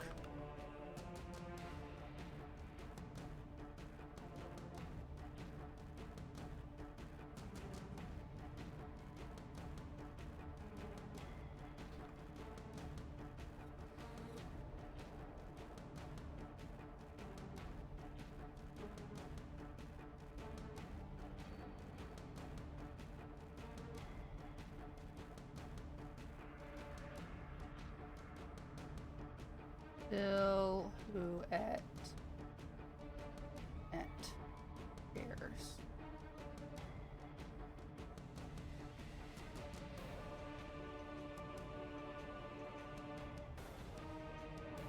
Oh god. Bro, your back disappeared.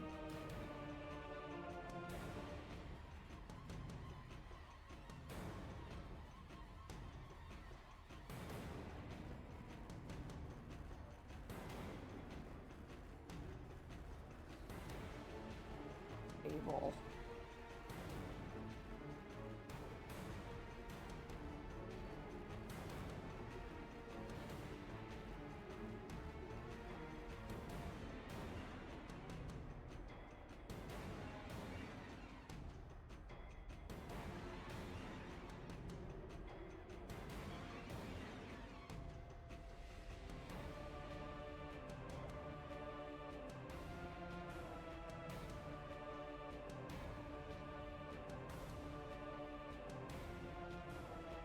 My boy has no neck. I mean, he does, it's just hiding. Sweet Baby Ray's barbecue sauce is good!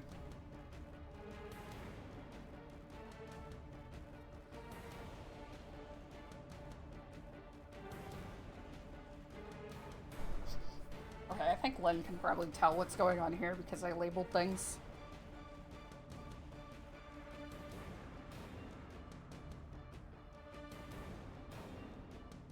Probably.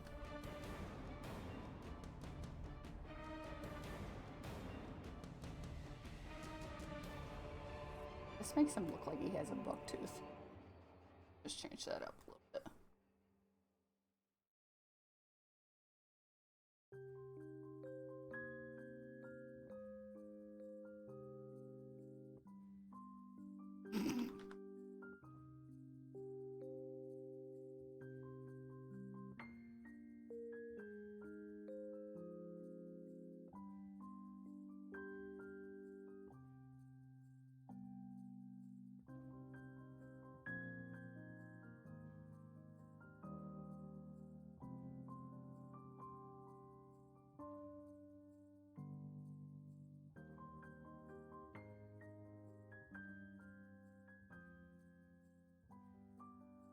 Oh yeah.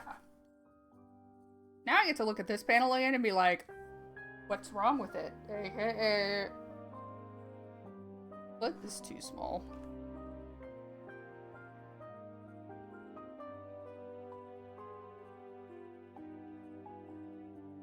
Ants are kind of awkward.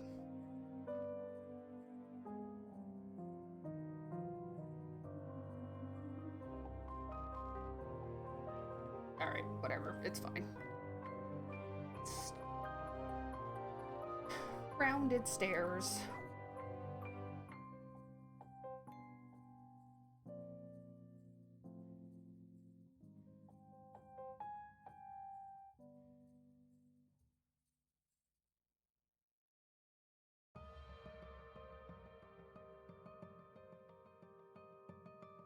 Oh, crunchy back.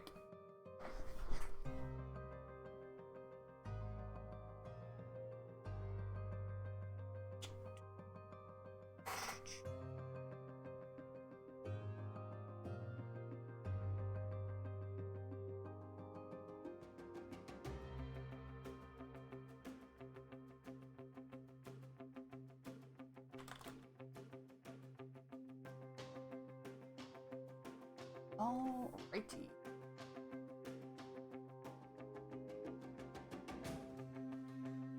Two panels left. Trying to make this significantly less of a disaster for Lynn.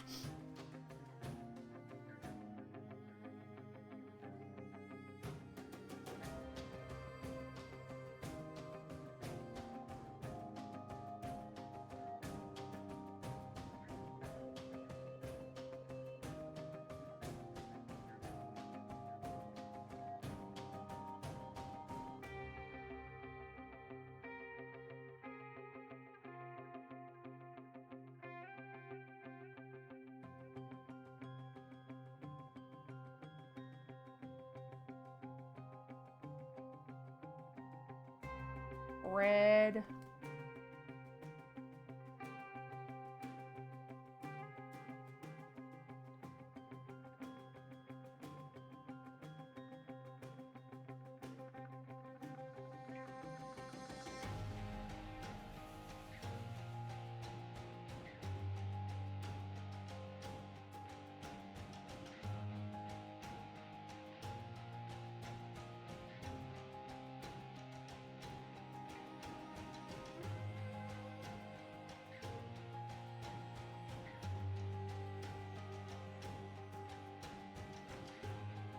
Well, he just like takes smaller bites and he's like, I'm starving. Go enjoy your movie, June. Thanks. I don't know how much longer I'm gonna. We've been at this for 2 hours. Keep it going. I want to try to finish Rage. See you later. Friday, ghost hunting.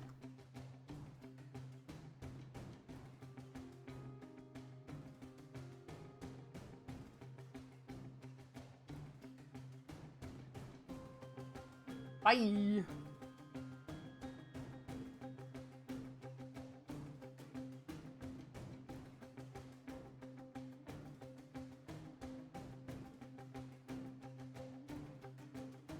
can join. We can hunt ghosts together. I was going to ask if you wanted to hunt ghosts. We haven't hunted ghosts in a minute.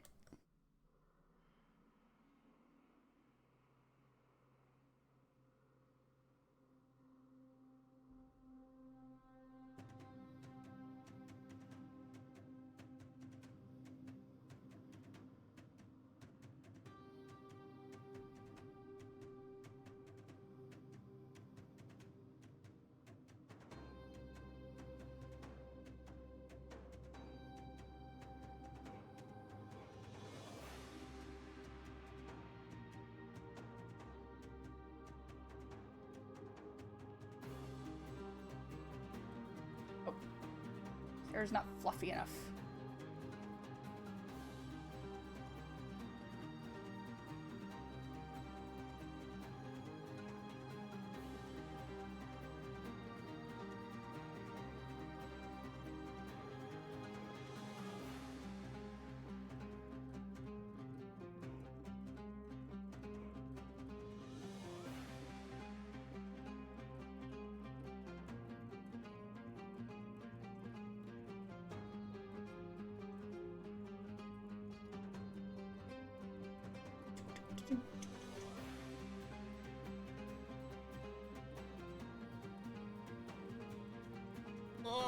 After you draw a circle.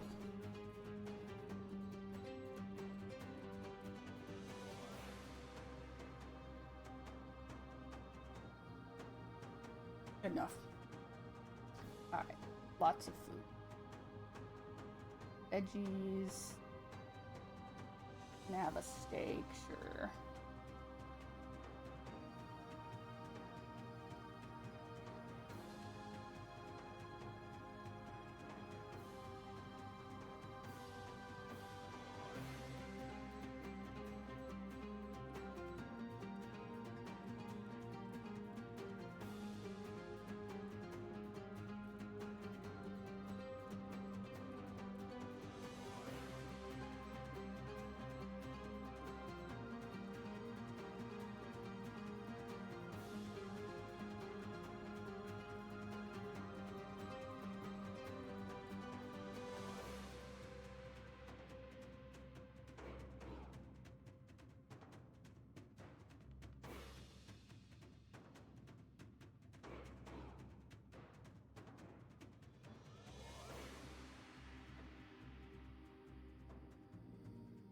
That's not how wrists work.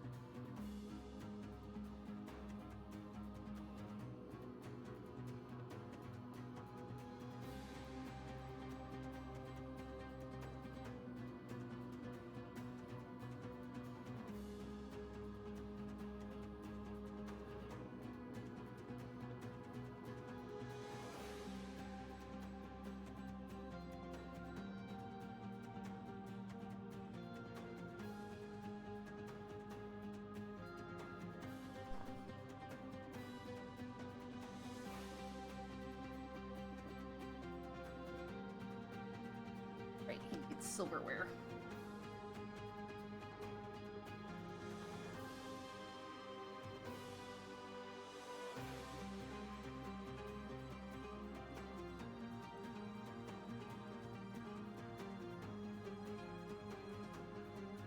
This is a folded napkin.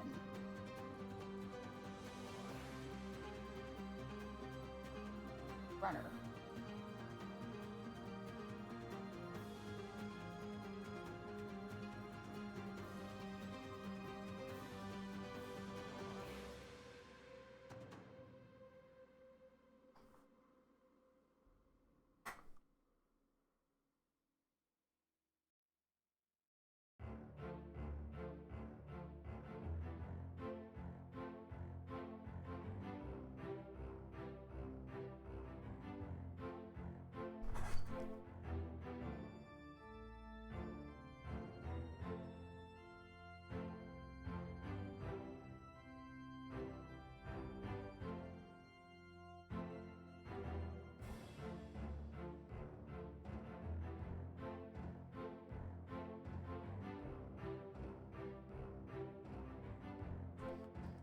Okay, let's draw this doofus in here.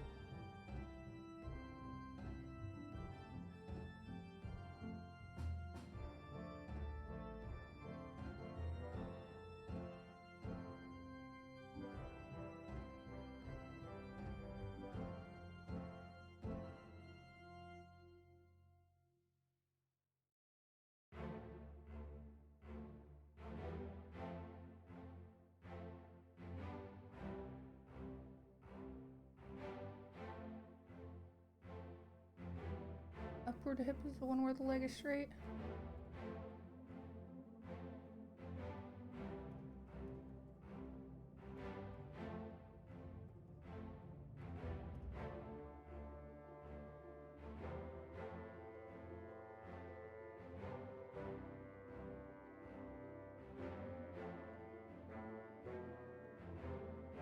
Cleaner silhouette looks better.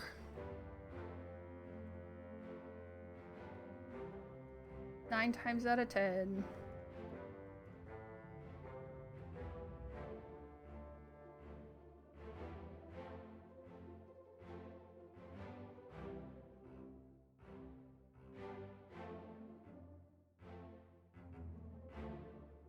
That's not how.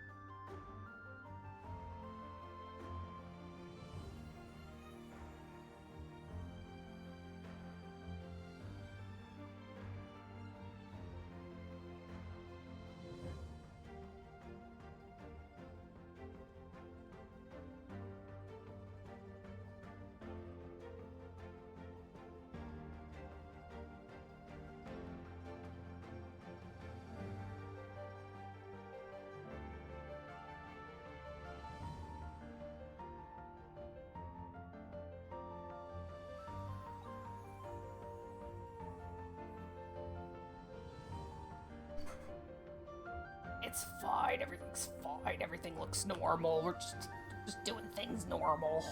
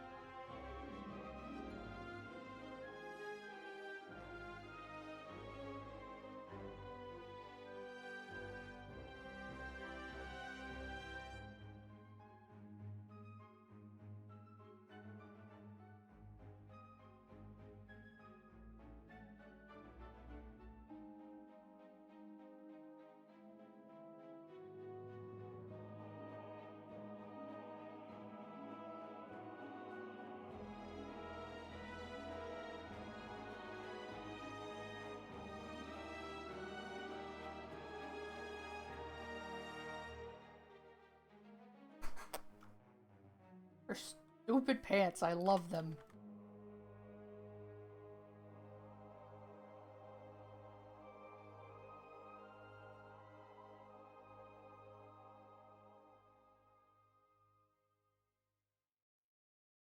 Doors are open.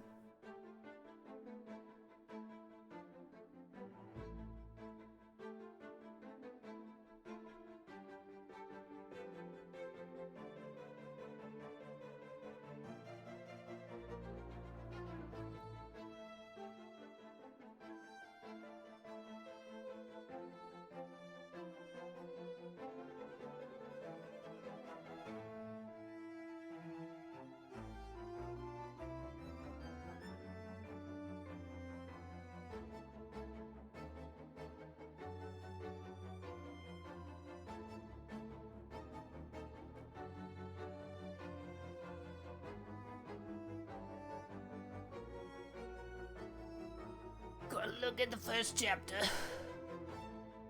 Gotta look at the pages that exist so I know how big the doors are.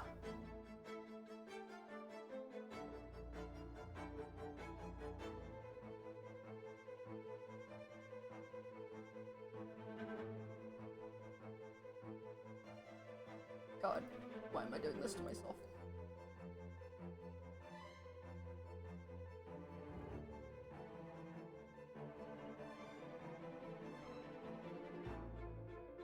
Oh, these doors aren't that tall. Oh, oops. Normal doors. Okay. Oops.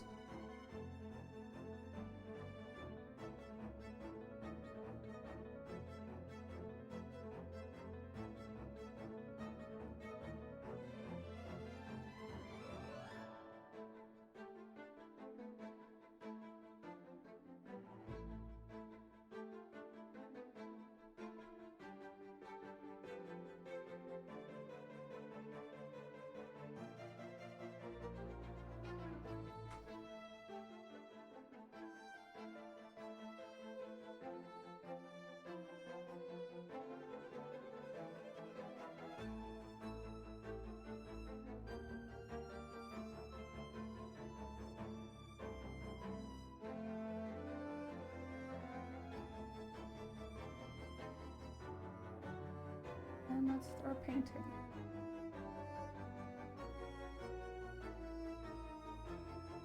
Okay, I'm calling that done. Calling it done. Move. Yeah.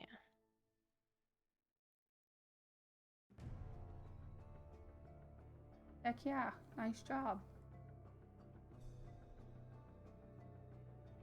And then we'll whack it with a pretty stick. Sure.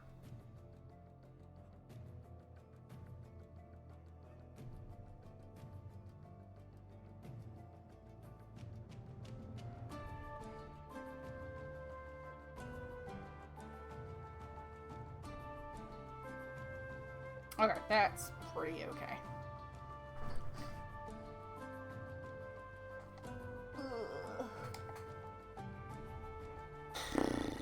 Can I get the last panel done?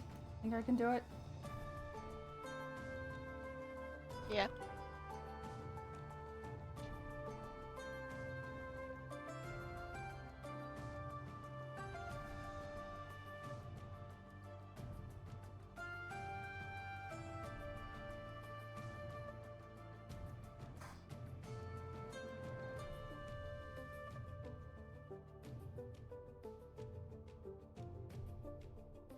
Let me fire up.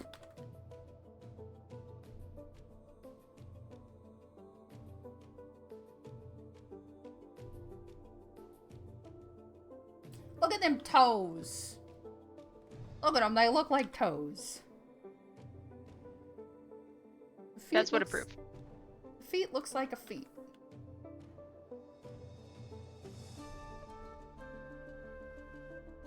Okay. One more panel and then we can say another page is done.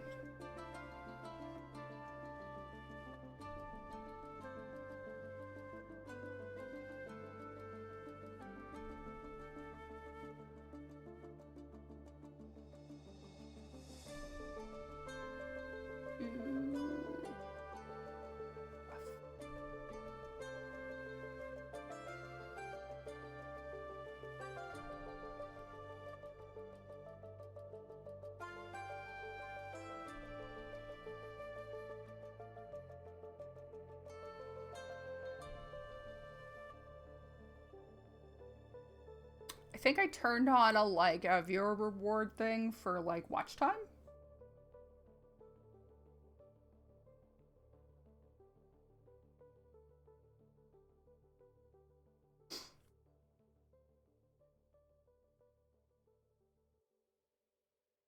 Where did I find that? I don't know.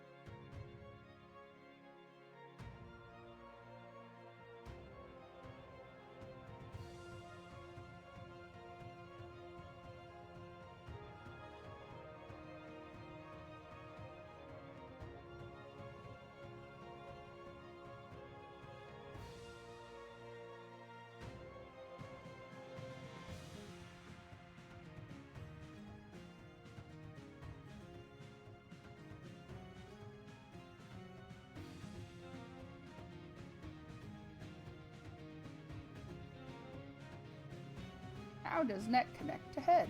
Who knows? It's a tube into another tube. Rib cage. Waist.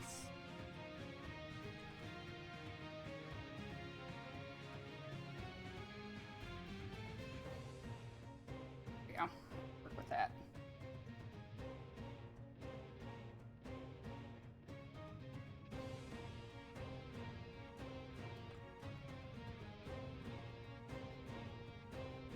How's Finn doing, miss?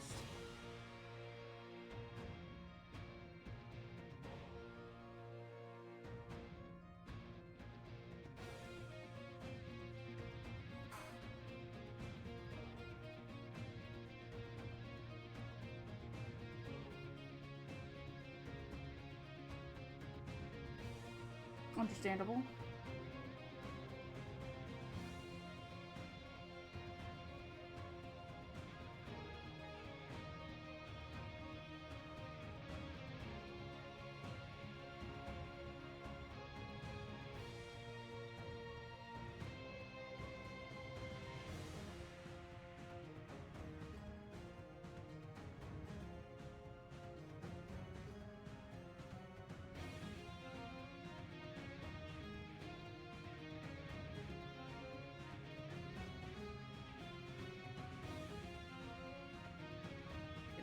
beverage drinks there.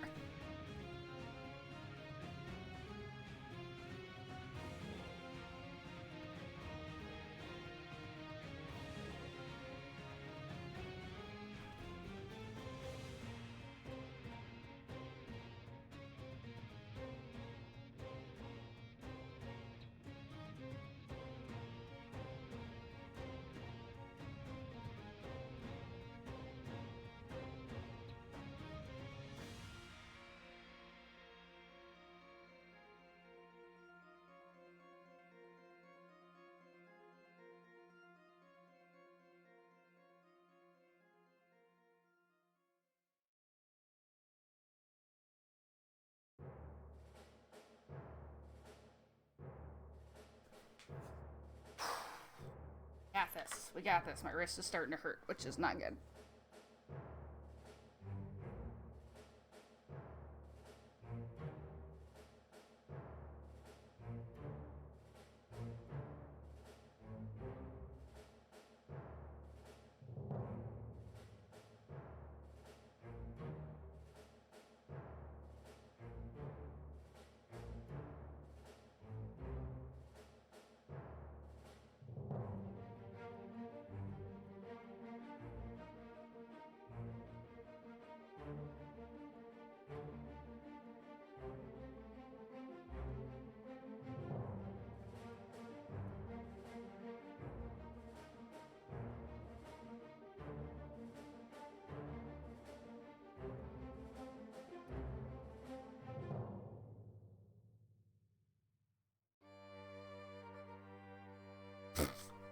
That's not how hands look.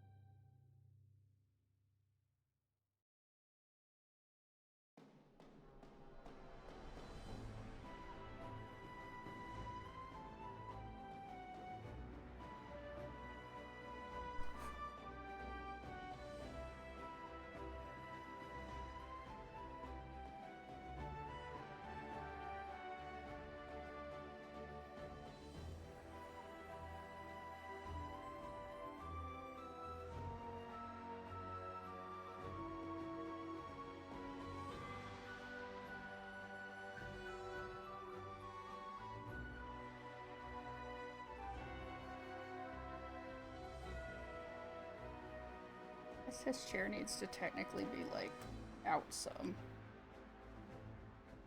That's the wrong.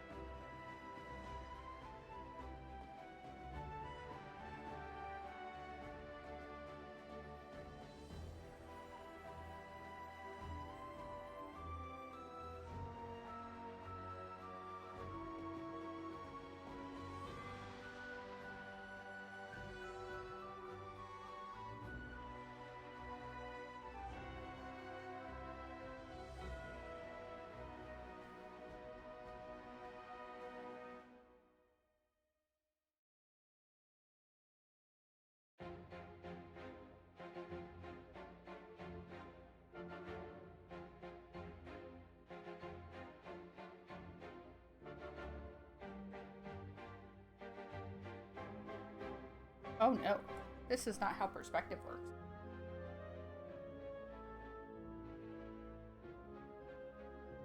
If her foot's way the heck down here. Oh boy.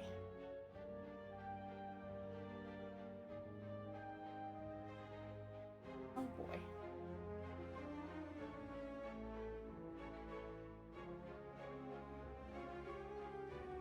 What's down here? That's the ground plane, which means that the rest of the ground plane is like this, probably.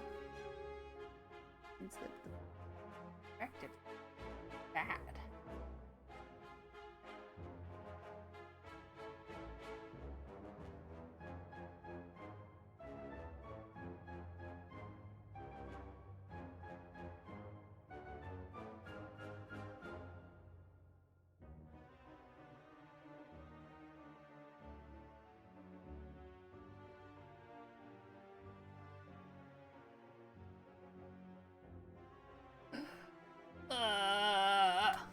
It's fine.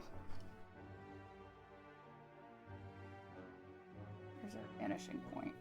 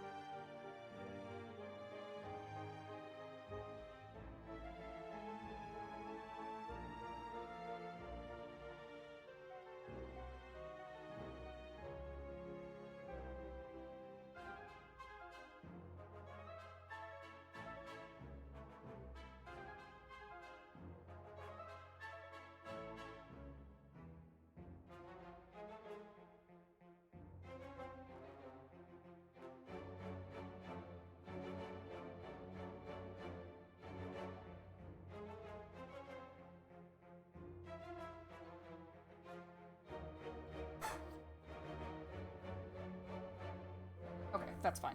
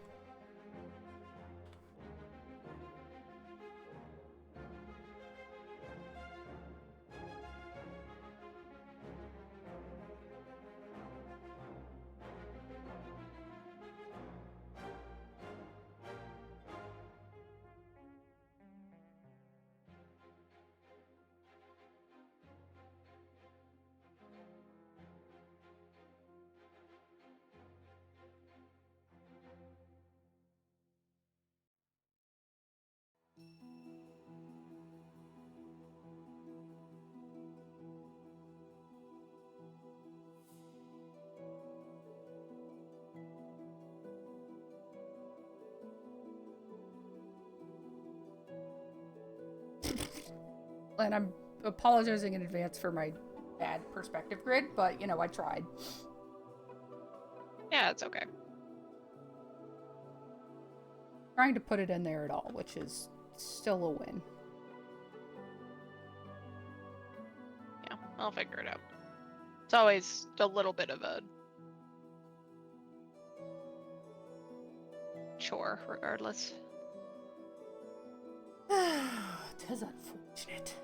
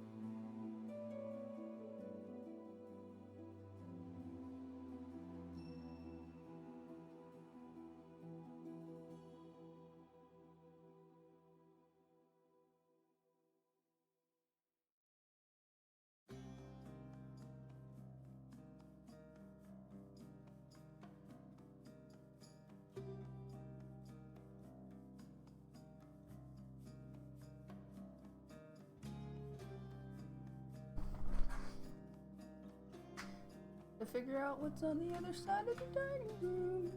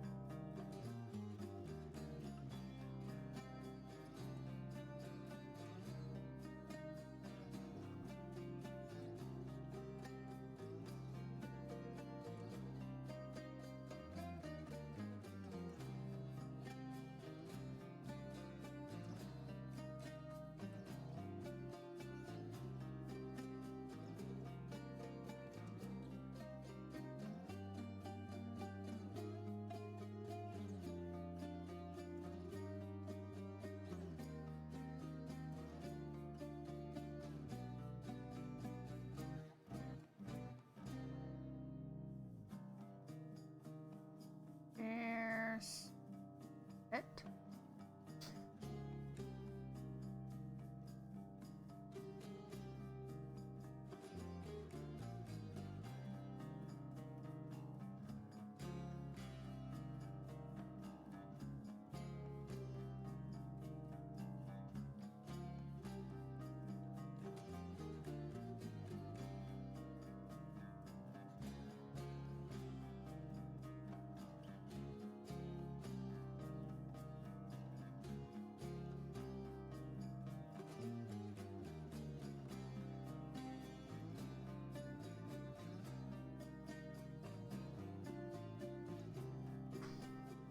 Ooh, yeah.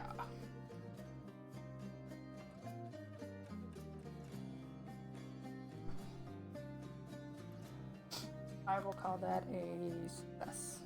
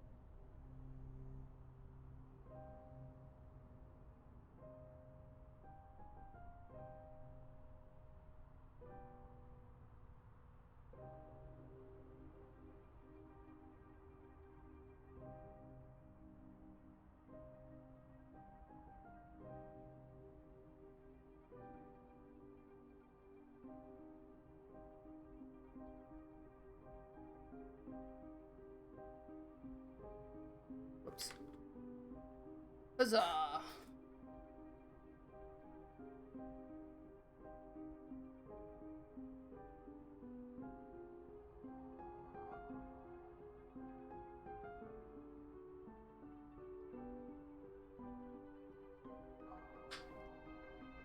Oh, just looked up. You got a big leaf umbrella.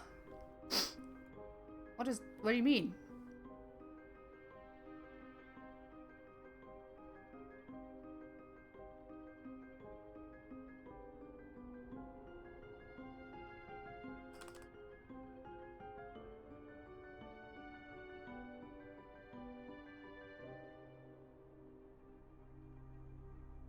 Oh, your game, okay.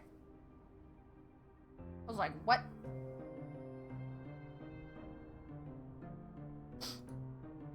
Yeah, look at that. A little dress-up game.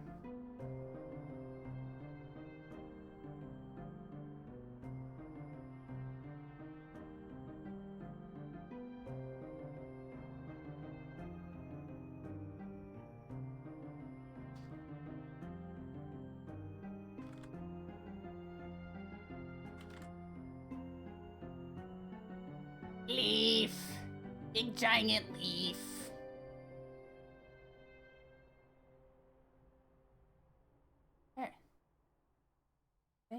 all I'm gonna do today. Finish surfing a page. Yay! Progress.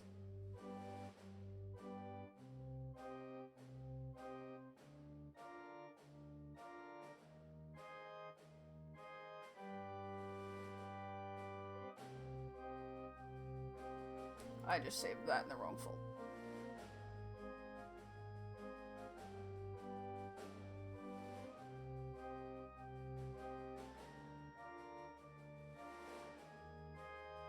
Very funny. There we go.